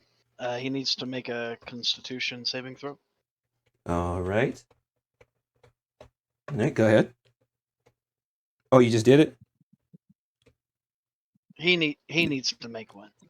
Oh, is this your breath weapon attack? Yeah. All right. All right. I rolled. What did you get? I got an 11. He failed. So he Hey. He get puked on. All right. Yeah. As this hazy green miasma pours out of Chuntz's mouth, like what sound do you make as this is happening, Chuntz? I You know go that one that cats make when they have a meme. gross. I go I hate doing this. All right. As you begin Oh, to here. barf, it comes out like puffs of smoke until like a raging waterfall of green poisonous gas. In a cone, right? Let me see. It is. Let's see.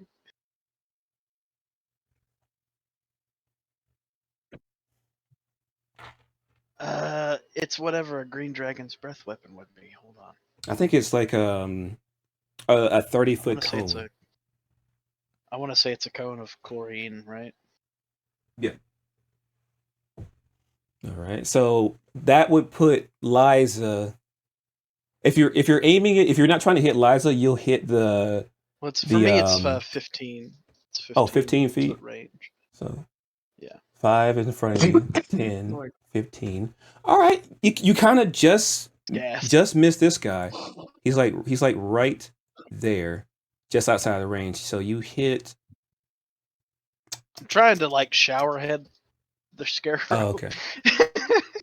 all right. So you mainly hit him, and as the smoke pours out, he's looking at you as you're doing it, and as you see the green fog mist clear away, he's still there standing, looking at you and smiling. It doesn't seem to have had an effect on the scarecrow. Oh, is he? He's immune to poison. Scarecrows are immune to poison. Well, he's got throw up on. He's got throw up on him. Somebody set him on fire. Yeah. And he wipes it off. I know that. That's fucking gross. And Dude, now, come it. Up next is the big guy, and this big guy, the scarecrow looks over towards him, and he says, "Feed her, consume." And the big guy stands up, and he's crying, and he's like, I'm sorry. The voices, they make me. And he's gonna go over to you. Oh, Thancred, you are no longer paralyzed, because at the end of the scarecrow's turn, that's when the paralyzed ends. Cool. And the frightened, or both? I think and the frightened as well. Awesome. Yep, Awesome. until the end of the scarecrow's next turn, the frightened target's paralyzed. All right. So yeah, he's gonna go over to you, and he's gonna try to grapple you. I need to make a contested strength check.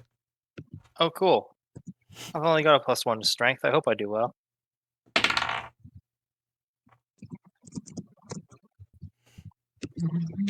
Well, that was a 13 + 1 is 14. 14. He grapples onto you. Like he grabs on to like your right arm. You try to resist, but his size is too large for you to like 100% overpower. He grabs onto you and he makes a bite attack. Let's see.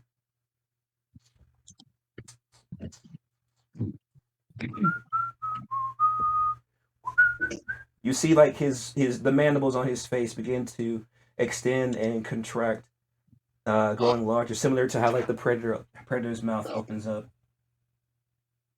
Ooh. And that ain't right.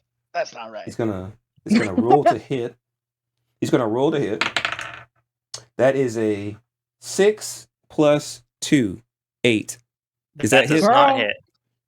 All right. Girl. So you are doing grappled. all that nonsense, and you couldn't. Well, you all are right. grappled, but he's like he's almost like he's teething.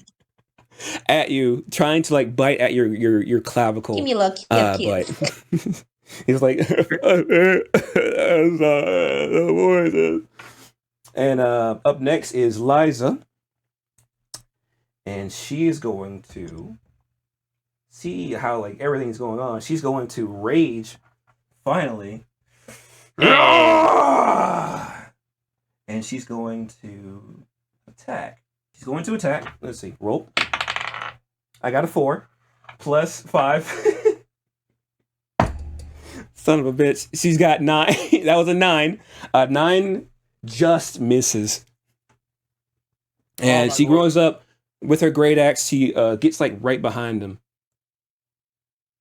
Oh wait, she's raging, so she has advantage. Oh shit. Roll that again. Dude, don't That's do a my girl dirty 19. like that. That's a 19 now. I forgot. Rage gives you advantage on your attack. If you attack recklessly, right?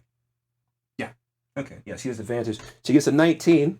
She's gonna roll to hit. She's gonna roll damage on with her great axe. You see her like dragging this great axe across the ground, picking up silk and whatnot, and it leaps it up, pulls it over her head, and slashes it right down the scarecrow's back. And she's gonna do 1d12 plus 3 slashing damage. I can hear somebody's fucking doorbell from down the fucking street. What the fuck? They really want to be letting Ding dong. in. 1, 2, 3, 4. Wait. Ding dong, Like Richard it's that Kid. it's that old kind of doorbell, the ding dong ding dong. So yeah. That old shit, Oh. and it's loud as shit. she Either rolled that a or someone has a 3. grandfather clock. She rolled a 3 No, we don't. Church? plus 3, reduced because it's resistant to slashing damage. So that's 3 damage on the scarecrow. Dadgummit. The scarecrow, it takes a big gas in his back, but it flexes its shoulders and just turns its entire head begins like flips all the way around like as it laughs. 20. All right. Up next, so that will end her turn. Up next is Thancred. Thancred, it is now your turn, finally. It's my You're turn currently again. grappled. I am currently grappled. Can I try to break free of the grapple? Also answers the effect removes. Yes, go ahead.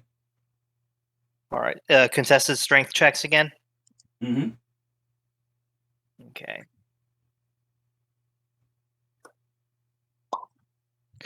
Well, that was a nat 1.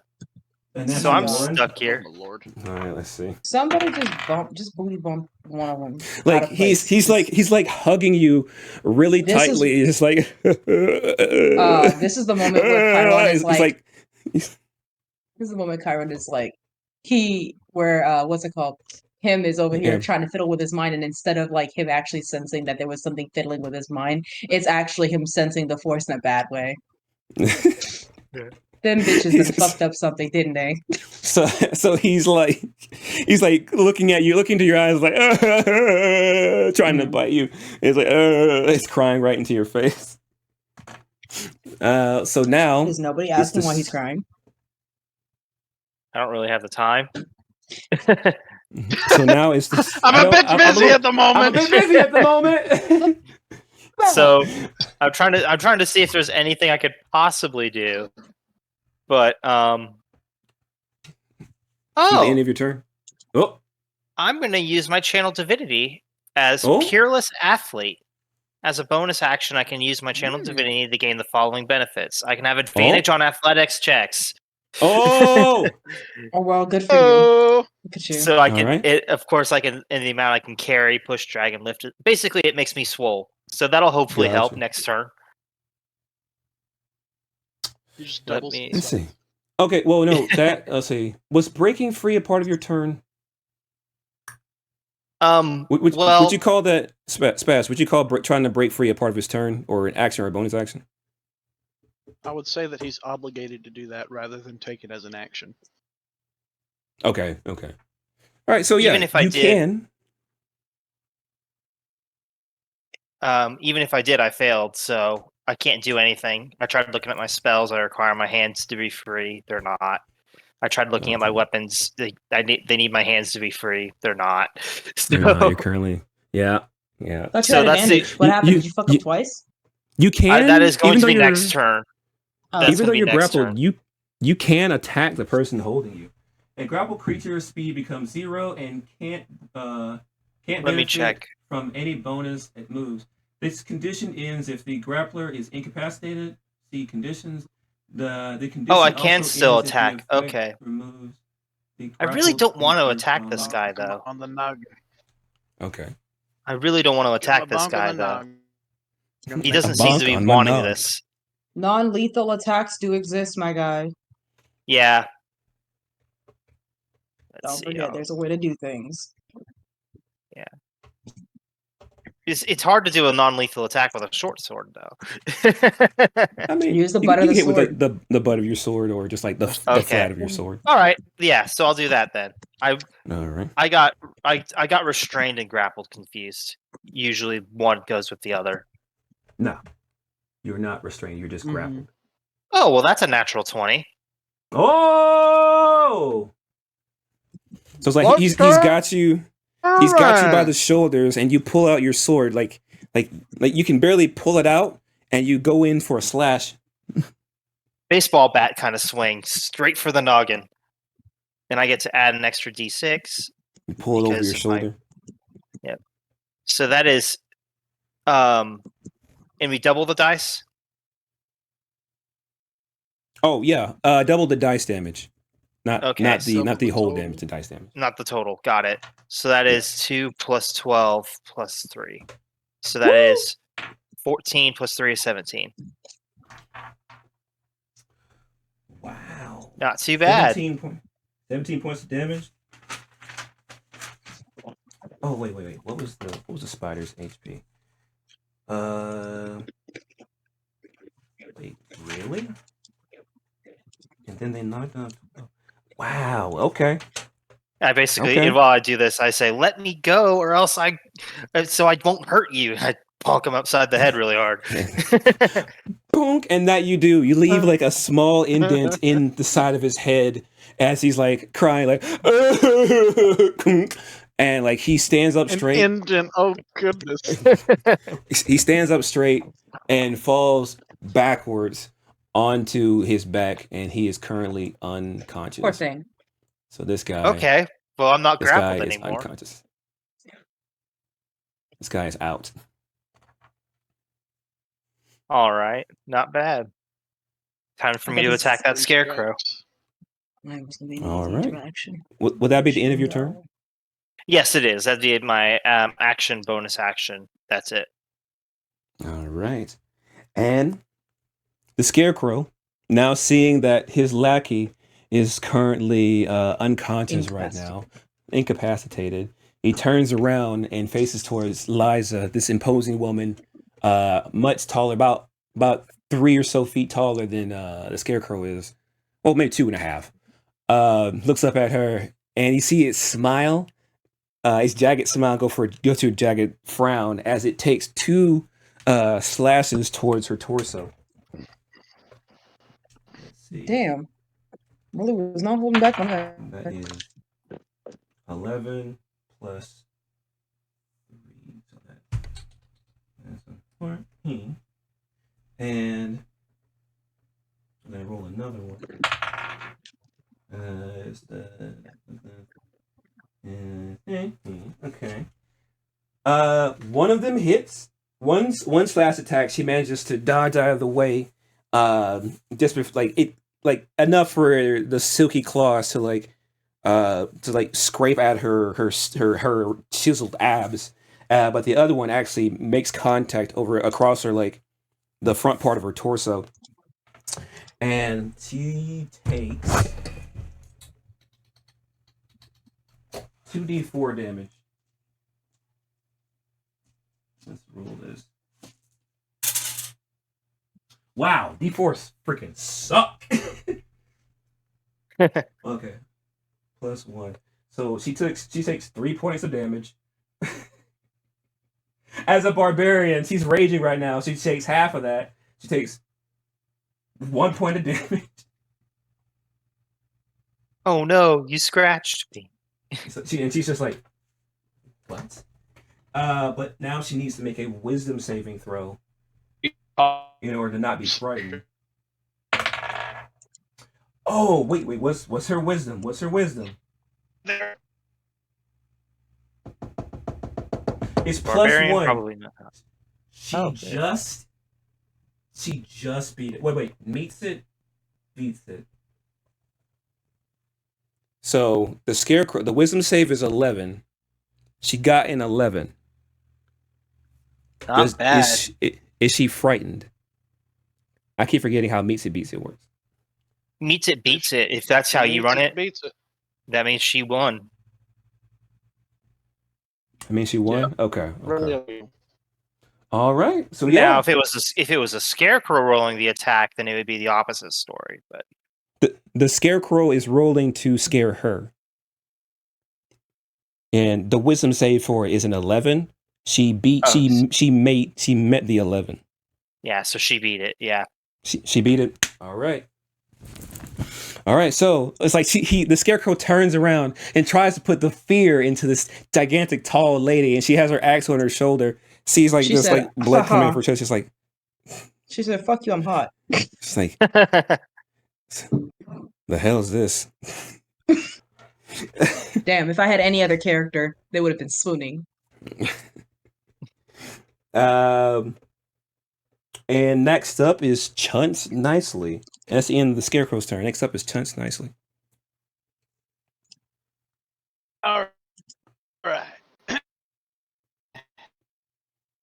So what we gonna do here? We're gonna keep it simple.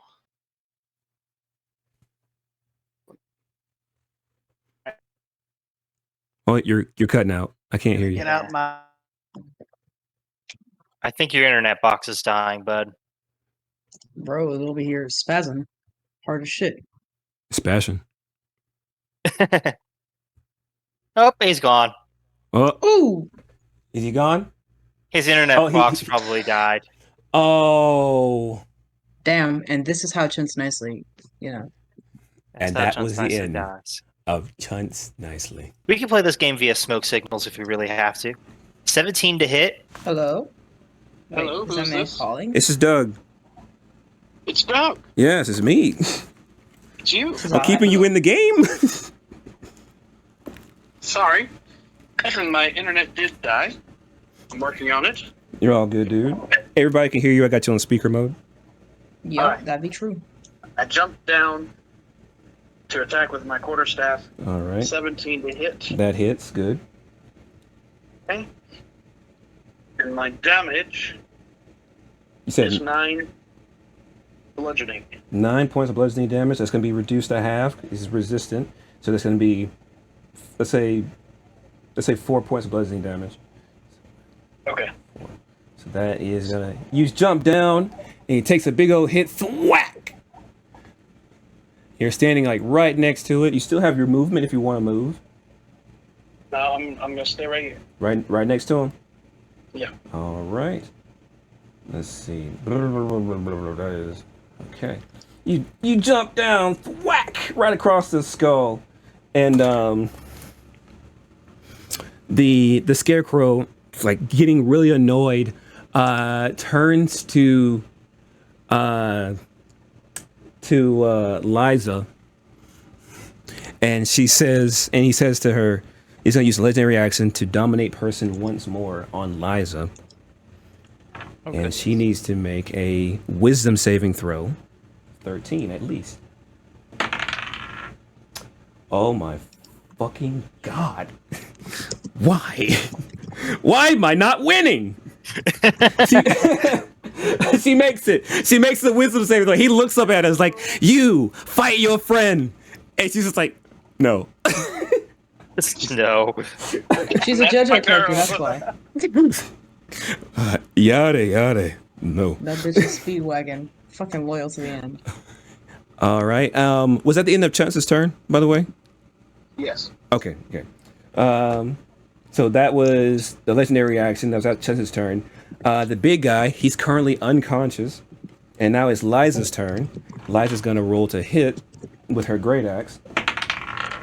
She gets a 5 plus 5, I believe. Skill. Nope. I think it was 5 plus 5. Yeah.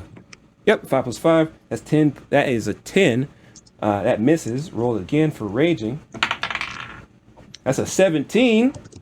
That Much hits. better. Well, 17 plus 5 is much better. She slashes down once again. Roll a d12. Oh!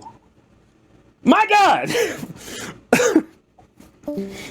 She got an 11 on a d12. Not bad. 11 plus 3. So that's 14 points of damage, reduced to half. 7 points of damage on the scarecrow. The scarecrow is looking pretty rough, guys. Great. It's Not bad. It looks. The silk is beginning to wad up on itself. Welcome your back, my attacks are. child. Oh, is that him? He might be him. Oh, he just ended the phone call with me. Is it good now? It me. Yeah, Chuntz Oh. Niicely. Hey, it's the boy. Hell yeah. Yeah, boy.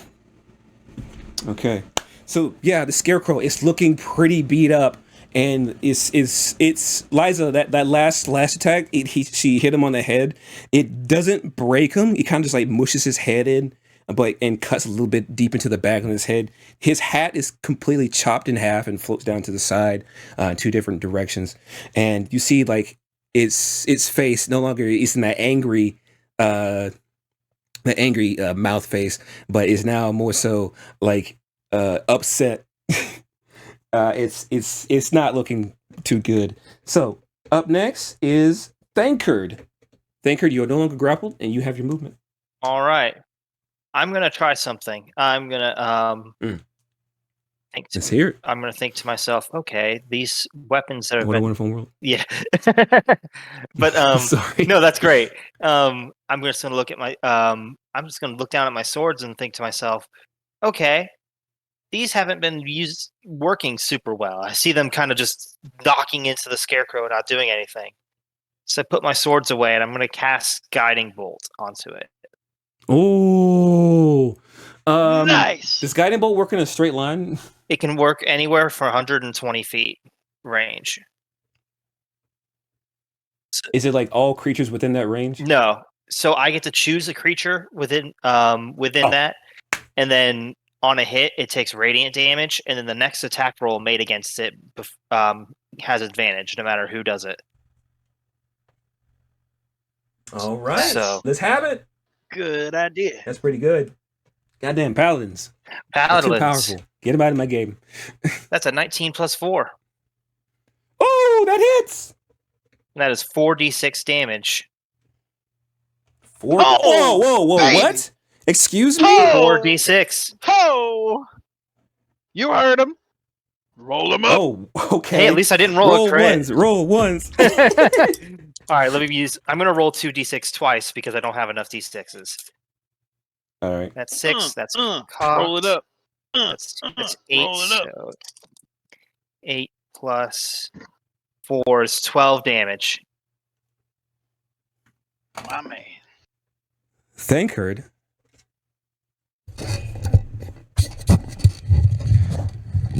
Yes. How do you want to do this? Hey, not bad.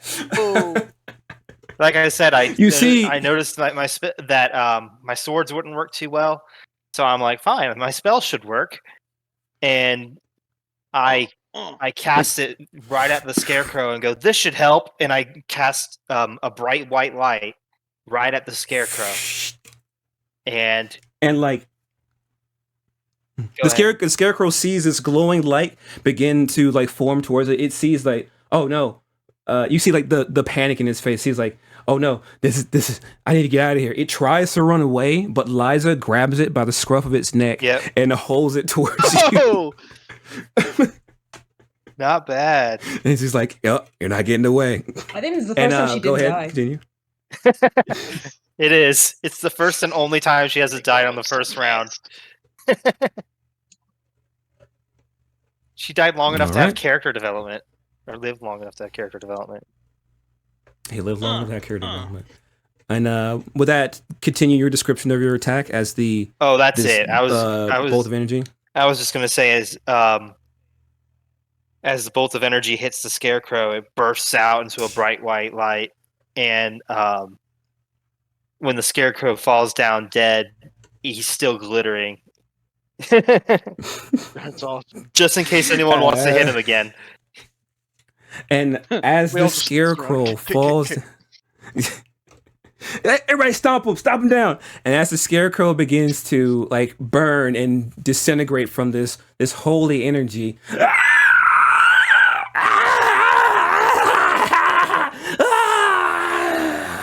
it falls down to the ground. It writhes for a moment, and then it just falls down flat, and its body begins to disintegrate with glowing golden energy. And as the scarecrow begins to disintegrate, the light all around you begins to come back. The clouds that were once there, that were spiderwebs that you remember, disappear and disintegrate themselves. As the moon sets, the sun rises, and that beautiful 5 p.m., 6 p.m. light shines brightly over top you all. And you stand there, triumphant, as you have just defeated the main boss of this area. Huh. Congratulations. It wasn't the spider. It wasn't the spider the whole job. time. You did it. You defeated the true boss of this area. We done it. That's true boss. That's scary thought, because this means that there are other motherfuckers besides Yeah. what we're looking at. Like Myra isn't the true boss of her level, probably. Hey, bro, you caught up in Boku no Pico? What the fuck did you just say? No. Boku no Piku? Nuh-uh. Whoa. Oh. I'm gonna veto that one, dog. Yeah. I don't know how all of us That's a no for me, simultaneously dog. just were like, no. As you guys begin to celebrate over the victory, you look over at the currently unconscious body of a large man, and you see their form begins to, the spider-like appendages begin to fade away, and his body begins to shrink down to what looks to be the average size of a human, about 5'10" or so feet tall, as he lays there unconscious and naked on the ground. What do you guys do? Hello? Yes, we're here. Oh, okay. Well, there's not really much for us to do. I kind of looked down at the man or whatever it was that was grappling me. He seemed really remorseful about the whole situation. Do you think? And so I look at Chuntz and I say, do you think we could get any information out of him, or is this one of those situations where we just need to move on to the next level? No, we gotta make sure he's okay. I agree. We gotta be decent. He's This is an indecent world. I can agree with that. So and I, then I pull out my water skin uh, and I dribble some water on his forehead to wake him up. he's currently at 0 HP, so he's still unconscious. Oh, I can help with that. I'm gonna go ahead and use my lay in hands pool and give him a couple HP. Sweet. So I'll give him like 2 many- HP, Enough to get him back up, not enough Exactly. to heal him fully. Just get him back up. Yeah, Gotcha. just in case. I don't want to use all my resources in case something wants to attack me. Gotcha. All right. You flip him over. Well, don't flip. Well, he's a naked man. You heal him basically. Mm-hmm. Chuntz He's still don't laying care. down face Chuntz first on has the a- ground. Has a cloaca. Just don't give a shit. Just gotta go wait. I did not ask Um, about your fucking genitalia, my boy.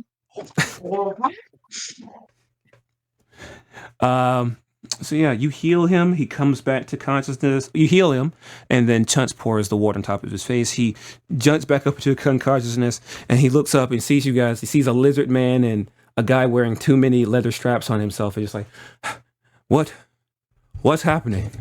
What's going on? Oh, my head. What happened? Do you remember anything? Who are you people? Do you remember? Okay, so you don't remember anything of the last few minutes. No. The only thing I remember was I was writing my letter, and then everything just went dark. I was writing a letter. Oh, goodness gracious, what have I done? What have I done? The voices. You gotta believe me. You haven't done anything permanent. Don't worry. And I gesture to him, I gesture to me, and I'm like, we're both alive. I'm sorry about your headache. That's my bad. I saw that you were suffering, and I didn't want to put you out of your misery. What happened to me? Some kind of scarecrow freak, and I gesture to the smoldering, glittery remains. This freak right here took over your brain. You mean my scarecrow? I built that when I was young. No.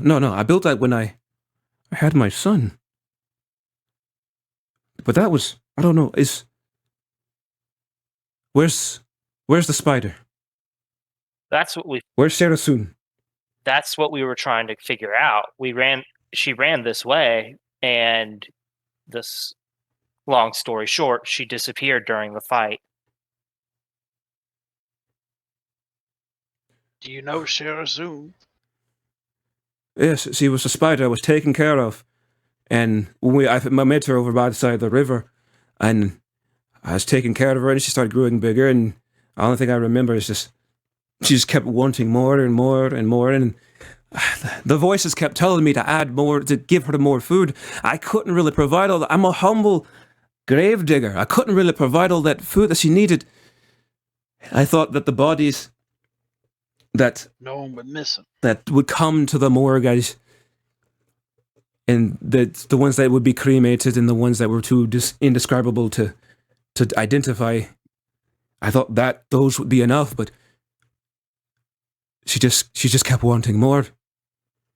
And the things I've done. There are some the things I've done. There are some good signs to this. I understand that the things you've done may not have been good, but there are ways of reversing it. And I tell him he looks up to you with pleading eyes, like, how can I? When Shedazun, she's become violent. But if you say her name to her 3 times, as long as you can survive her attacks, she will seemingly shrink down and run away. We learned that from a friend. That's why we were chasing her. Wait. Yeah, because we wanted to help her. Where did she go? Well, she went this way last we saw, right? Yeah. And then the scarecrow incident happened, and then we met you. Yeah. So she was. I'm gonna roll something for her. Go ahead. For him real quick. I'll make a history check for him. Ooh, Lord. Well, that was. Now we know whose diary it belonged to.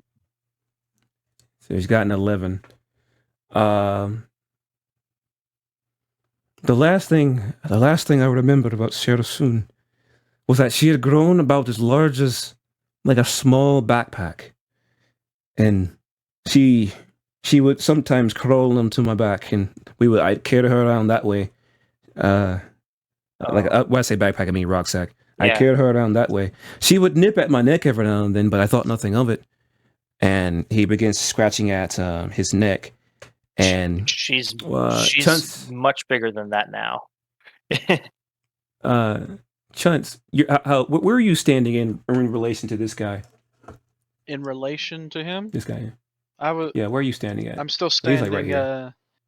I would. Well, I just put water on his head, so I would say I'm on either his left or his right. All right.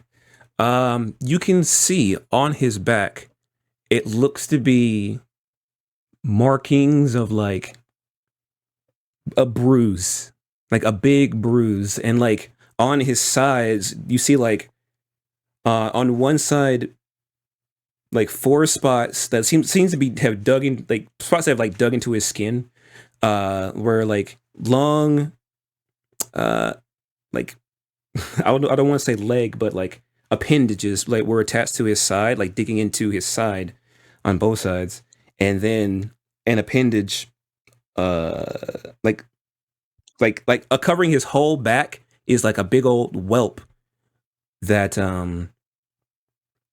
like he says, like he's scratching his last thing, and she's about that big. She's about as big as a rucksack, like he carried on my back, and that's all I remember. That's as far as she's gotten. Here, man. But I go in my sack and I pull out my spare set of clothing. Here, put this on real quick, man. See if it'll fit over your hump. What do I need this for? Oh shit, I'm naked. Please. Yeah, you're naked. Don't worry. I've seen enough. I've seen covered. enough naked forms of both genders to not care at this point. I don't give a shit. Sorry for my indecency. I don't mean to be talking to you all in baby breeches. Hey, hey, don't worry about it. Just put these on. All right. And So, while he does that, I poke the whelp on his back. Ah, shit! What are you doing? You realize you got this big old lump on your back, right? Where, like right above my back here? Oh, you're right. That's about where I used to carry Sharasun at. What'd you say? Like, did she lay eggs in that motherfucker? Chuntz, make a wisdom check. how about could I possibly make a medicine check, since that's what I'm proficient in? Yeah, I would make a really medicine prefer that. Yeah. This I is don't wanna about to look get at real her. weird. About to get real gross. Well, it's only a 9, but better than nothing. Looking at it, it looks like a really bad bruise. It's just like it's imagine if like somebody got real sunburnt and like their skin just started to swell. Ooh, it's Okay. blistered. Yeah, But it's isn't the swell is in the shape of a spider. Oh, that's Okay. It's just pretty heavy, huh? Yeah, it's a bit itchy too. Also, just make a wisdom check. Yeah. Okay. That is a 13. 13 plus anything. No. All right. Going based off what he's saying, it sounds like going based off your knowledge, like okay, Surasun was transforming into something. It scurried around a corner. You guys lost sight of it. This guy was here. And now he's mournful, talking about the voices in his head. There's a big old spider web on his back. Hold on. You slowly begin to piece it together that you're thinking to yourself, is this guy? Did something happen? Is this guy Sharasun, or is Sharasun this guy? Or did the spider take control of this guy's body? And then you're not able to completely piece it together, but those thoughts are starting to pour into your mind. Chuntz's eyes have gone completely closed. He's in his mind palace. Yeah. So God. He rubs his forehead with both hands and he goes, I don't blame you, buddy. It's so. how do you feel about cinnamon? Or mint? No. How do you feel about mint tea? Do you like mint tea? Yep. Oh, I think it's great. You think it's great? Beautiful. Love that taste. Yeah. All right, so if I go pick some mint, make you sniff it, how you gonna feel? I'd feel pretty good. I feel almost high, really. All right. He's over I'm here gonna huffing go- mint. That bitch I'm a cat. gonna go look for some mint. All right, you find it. I do. I actually find it. Yeah. Good Yeah, shit. there's some mint somewhere around there. Natural arbalist right there. All right. Good job. Did you just say arbalist? Is that right? Am I right? Herbalist? No, Is herbal Herbalist. arbalist. I was or like, herbalist one or two? about to call you a whole criminal. How dare? Okay. Well, I might be Roll. wrong. It's past my bedtime. Okay. He's getting kind of drowsy, so he's past his bedtime. All right. Spiders hate mint. Mm-hmm. So I crush some mint in my hand, and I hold the crushed mint in my hand right in front of his nose. And I say, take a whiff. Okay. You see him recoil and like hiss a little bit. This freak is a spider! It's Shazoo! That explains it. My child. That's not how we go about things. What do you mean? You said you like mint. I can't be the spider. You said you like mint. Yeah, I love. But then I love it. You freaking throw up when I made you smell mint. We're not being accusatory here. We're trying to help you not be possessed by your pet spider. I'm sorry, I didn't mean to call you a freak. Call everyone freaks. All right. You freak. You freak. It's not. All right. Okay. All right. I rolled another wisdom for himself. I think there's a spider in your brain. She's hanging out in there. I imagine the silence is happening too. Like everybody's kind of looking at each other like what the fuck? What do we do? So I have an idea. What do we do about it? Drink the mint, my boy, and purge the spider. Yeah. Yeah. I have an idea. What's Let's try to drag him into the next level with us. Oh. It's I pick him up. Oh.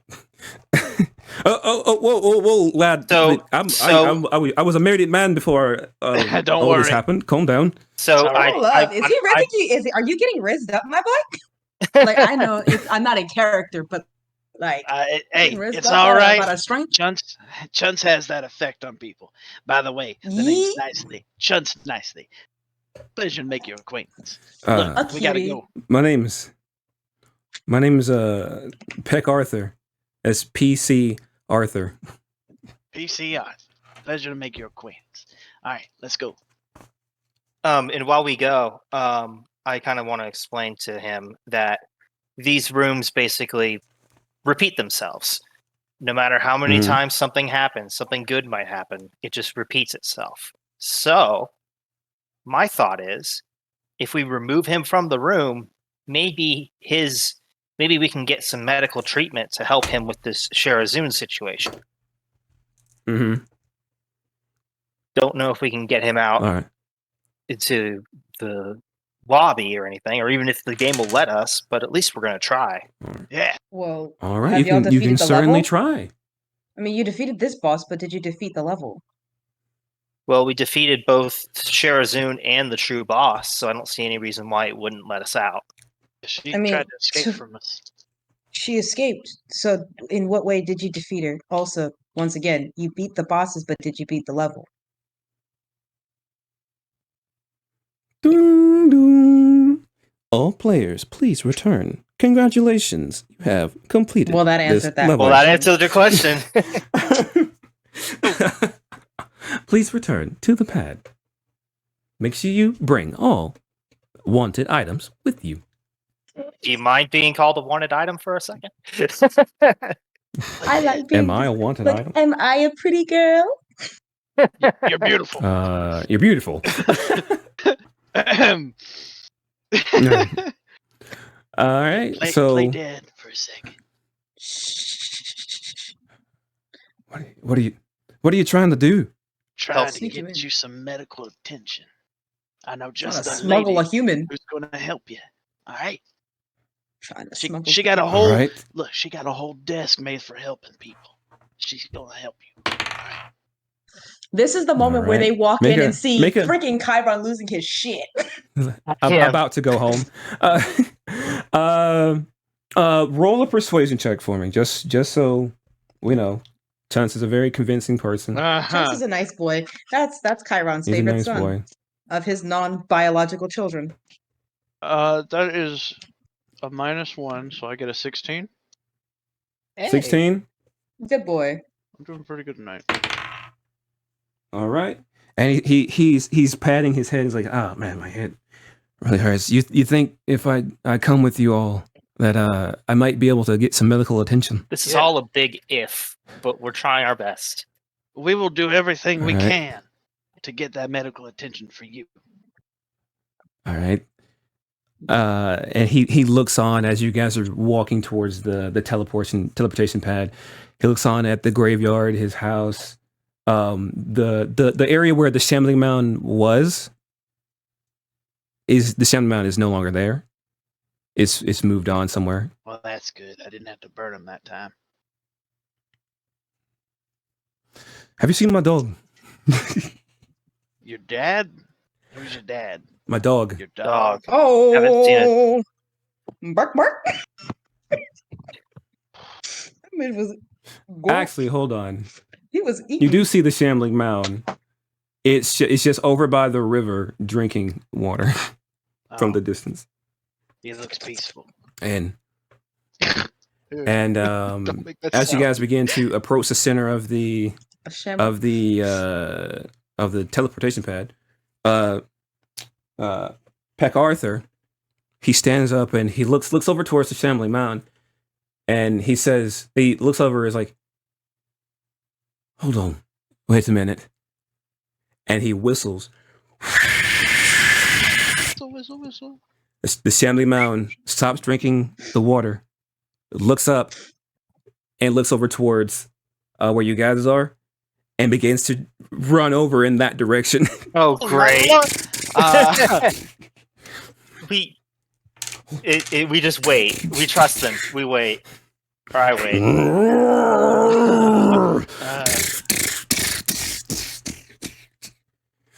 Begins. Look, overhaul. Sweetie! And now you have a dog. The two. Sweetie. SWEETY. He says, "Sweetie," and the two of them embrace each other This is cute. as the Shambling Mound stops like dead in front of him, just before the pillars. The two, he's like, "What happened to you? You went missing. What's going on?" And he like as you can see it, interlacing between like the vines and roots of the Shambling Mound, you do see what looks to be like a pink collar that is like like grayed over and rolled, and it's like a Sugar little warning metal to any dog lovers. appending. Hey, don't tell him I burned up. Sweetie, No. oh, I can't believe Thank it's you. Oh, you've grown so big. What happened to you? Oh, goodness gracious. So, and I kind of look at him and I go, "You see how we want to help you? This is twisted. It is. We don't want you to be stuck in this cycle over and over." What'll happen to Sweetie if I go? She'll stay here. She'll stay here. We might have to take a separate trip. Don't worry. We saw her last time we were here. We just didn't see you. Yeah. You think she'll be all right if we stayed? If she stayed? The sun's out. She was drinking that clear, cool water. She's a plant. What more could a plant want? Plant. This place we're going, is it? You think it would be safe for creatures like this? Whatever she's been turned into. I don't see why not. I mean, what do you think? Liza, you've been here longer than us. What do you think? There are places out there. She says, she's just as confused about all this as you guys are. It's like, but she's just like, whatever. There are places for plants that we have her growing at, but I don't know if this whole thing is going to be able to make it through that door. Well, But hold on for a sec. Hold on. You're kind of our And you're she kind of our walks- test dummy for this. PC Test dummy. Excuse me. PC Arthur. We've never done this before. and we're trying our best. So forgive us if we don't have the answers you need. Making friends ain't our strong suit. You're forgiven. So Liza walks over to the assembly mound. She puts her hand on it and says, it's like she picks off a pink flower that is on the mound itself and cuts it off. It winces a little bit and begins growling towards her, but Peck Arthur calms her down. He says, No. It'll be fine. It'll be fine. And she's like, I don't know. Here, take this flower. Maybe something will happen. I don't know. That's a good idea. And Peck Arthur takes a flower.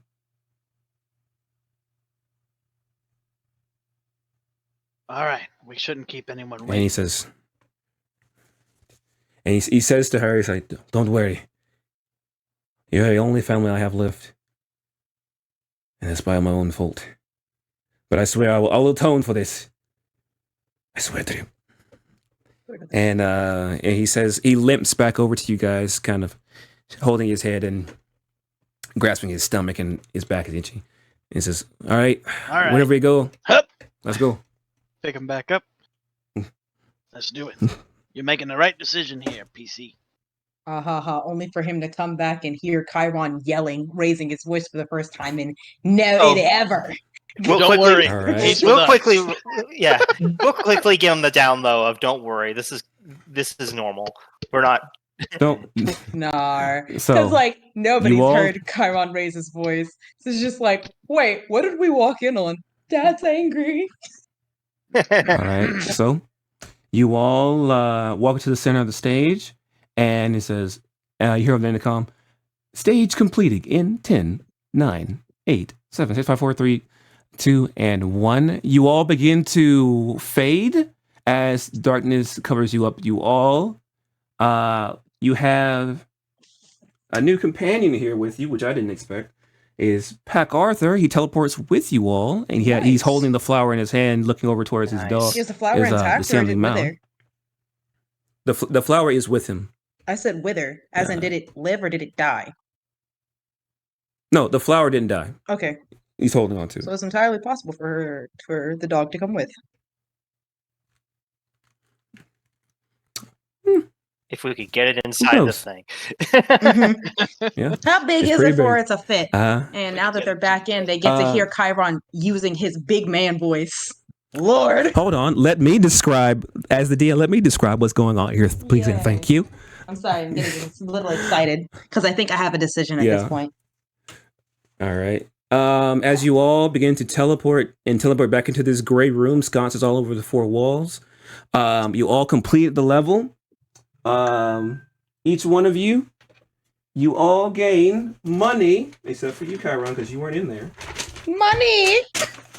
Money. You all gain, for defeating the boss, I'm gonna have to split this money up for Thanagar. Defeating the true boss is 15,000 coins divided by 3. So 5,000 each. So 5,000 each. So for Thanagar, he's still in punishment, so he gets half of that. So he gets 2,500. You defeated the main boss and also made a companion out of him. That's going to be 10,000 gold coins. So divide that by 3. So there'll be 3,333. 3,333. And I divide that by 3. We're just going to give him 1, 1, 2, 2. For clearing the stage, it's 1,000 gold coins each. You found a secret that was... Actually, no, you did not find a secret. Because that would have involved Chiron. If Chiron was there. Oh. The only Bum, bum, bum. Oh my god, I didn't even mean to write this down. I got something here called Save Creatures. And you did. There's 2 of them. So, another 1,000 coins each. So we did find a secret after all? No, you didn't find. You saved a creature. Oh. You saved Peck Arthur, and you promised to save the Assembly Mound. Yay. So we get Oh. rewarded for doing that. That's cool. Good stuff. Good stuff. I'm proud of my children. I thought we would be chastised for it, but hey, I mean, the system might All right. reward you, but your boy who's in the room might not like that. That's all right. Exactly. All Mr. right. Him might not be happy. I ain't doing it for him. I'm doing it. I ain't doing it for him. I'm doing it because it's literally. the right thing to do. Darn right. Good boy. All right. That's great. So- Paladins. So now Paladin. you're all back in the safe room, and as you both enter, you hear loudly just on the other side of the door, your home is right there. That door leads to your house. That door leads to your front door. And just like yelling and shouting for a moment, and everything go quiet. Looks like. What do you do? Can we tell that was him talking? Yes. I think Okay. Yes. Well, you heard shouting. But still. This was So- upsets. So we kind of look at each other. I'm just going to go, are we going to be interrupting something? I think we should stay here for a second. Let's stay here for a bit. If you want to go home, you hear this. If you want to go home, your door's right there. Chiron. Look, Chiron is still And- very. He's kind of and- grasping at the side of his book. He's looking And out Chiron, into the distance you because he see- knows the door is right there. He recognizes this door. Everything is Mhm. exactly as he remembered it. But also, he knows now that he had been flitting through his mind. So it's entirely possible that this is an illusion that he stole from him. Because he was thinking, remember, I told you, he was thinking about his house. He was Mhm. thinking about his family. He was thinking about, vividly thinking, like ping-ponging, of course, but those were all his surface thoughts, was his home, his people. It's entirely possible that this man created an illusion. But also, it says that it's truth. So he... Complicated. And then the words of the from the skeleton in the corner, trust no one, believe everything. Trust no one. Chiron, despite how much it hurts him to deny himself the potential of going home, he knows it's way too easy. There's a catch. There's something. There's too much missing. There's too much undone, too much unseen. This isn't right, and he's, despite His all true of desire this, to go there's- home. despite his desire to go home, it's too much for him to believe that him would offer this to Chiron alone. And why would he offer this to him alone? By himself. This was already a situation that he would consider a trap. He doesn't even want to give this man the time of day, and he's tempted to walk away again. But he hears, I'm going to assume he hears the ringing of his friends returning, and it kind of stills the conversation before he can give an answer. So he's kind Level of like, completed. with bated breath, kind of hoping partly that they did hear and partly that they didn't. But, so he's kind of like not sure what to do right now because it feels like he's been caught doing something he shouldn't. He got Which caught is with his even- hand in the cookie jar. Yeah, which is considering to even leave them because he hasn't answered yet. Well, we don't know that yet. All we know is something about a door. So Yeah, but he said, like, him said, your home is right there, Chiron. Yeah, that's true. Oh, okay. and then as you guys hear those last few words, Liza walks out of the door and is just like, finally, somebody, yo, Antonio, I'll be at the lake. Bring me a beer now. It's like, okay, all right. And Liza walks past you all. It's like, what's up? So I'm just and gonna keeps on going. Oh, Thanks, wait, Liza. I'm not- See you later. Bye. Yeah, thank you, Liza. I'm gonna go ahead and Whatever. look at Chuntz and let's just head straight to wherever he can get help. Yeah. All right. Mm. So And when we walk through, even if I see Mhm. him, I'm gonna completely ignore him. I have more important things to do Okay. right now. right behind you, bud. Chiron is And kind of as you guys anxious walk out, seeing Chuntz and the others kind of walk past. He's very anxious, and like it's almost palpable on his face how much this is bothering him. And he shakes his head and he steels himself and he turns away because these are the people he partially swore an oath to stick by. Mm-hmm. And regardless of whatever vow he changes, no matter what deity he decides to follow, whether he be paladin or otherwise, he's still a man of his word. He's going to deny himself the possible one chance of going home. He turns around and he ends up, instead of answering him's question, the of whether or not he'd go home, he instead looks to the others and he follows them, silently, basically answering his question. All right. And as you all walk past him quietly and silently, he looks over to Chiron and says, "You're a good man, Chiron." And he's like, who the fuck is that? Again, completely ignores him. Are you? Whoa.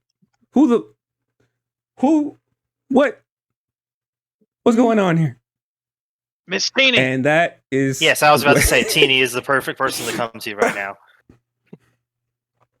Yes. Oh my God. Listen. Do you want to cliffhanger this? Yes. Yes. I think so too. And we'll pick it up next time. He's like, "You're good, man, Chiron." Who the fuck is that? Terrible. Damn. This was painful, and quite frankly, this is probably the hardest one for me. Yeah, this was crazy. Don't you love Very Dungeons and good session, Dragons? dude. I know I do. This was probably my favorite Thank session of the ones we've done, and this was probably the most painful for me to do because of Chiron's choices. That really super sucked. Yeah. That hurted because Thank you. Yeah, because I really don't know what could have been behind that door, and I'm kind of like, yeah. As you walk away, and he says, "You're a good man, Chiron," he snaps his fingers, and that door disappears. Chiron doesn't need your validation. Chiron knows damn well he's a good ass man. And he knows he's with good people because we've saved someone that you don't know, that we don't know. Yeah. Exactly. And here's the thing: the more seeing them bringing people back gives him hope that there is potentially a way out. That there is a way to get out of here. There is something beyond what they know. And my paranoia is going to feed into this for weeks, and I'm going to be sad about it for a while. Yeah, that's what's up. That's what's up. That's what I love it. Have fun. Yeah, have fun interacting with his kids in the Curse of Strahd campaign. Cause fuck all y'all. Who, me? Yeah, fuck all you bitches. I didn't do shit. I can't stand any of you bitches. I'm so upset. This actually That's all right. You don't gotta stand us. You can sit. I am sitting. Blah, blah, blah, blah, blah. How dare you? And on that note, thank you so much for watching, ladies and gentlemen. Thank you to my players for playing this wonderful D&D game. Thank you. Oh man, you found something that I didn't even expect. Good job. My emotions. I'm a glass case of emotions. All right. We will see you all next time we play Dungeons and Dragons. Thanks so much for watching. My name is Tony. Eat your soup, and I'll see you later. Tony. Woo! I'm a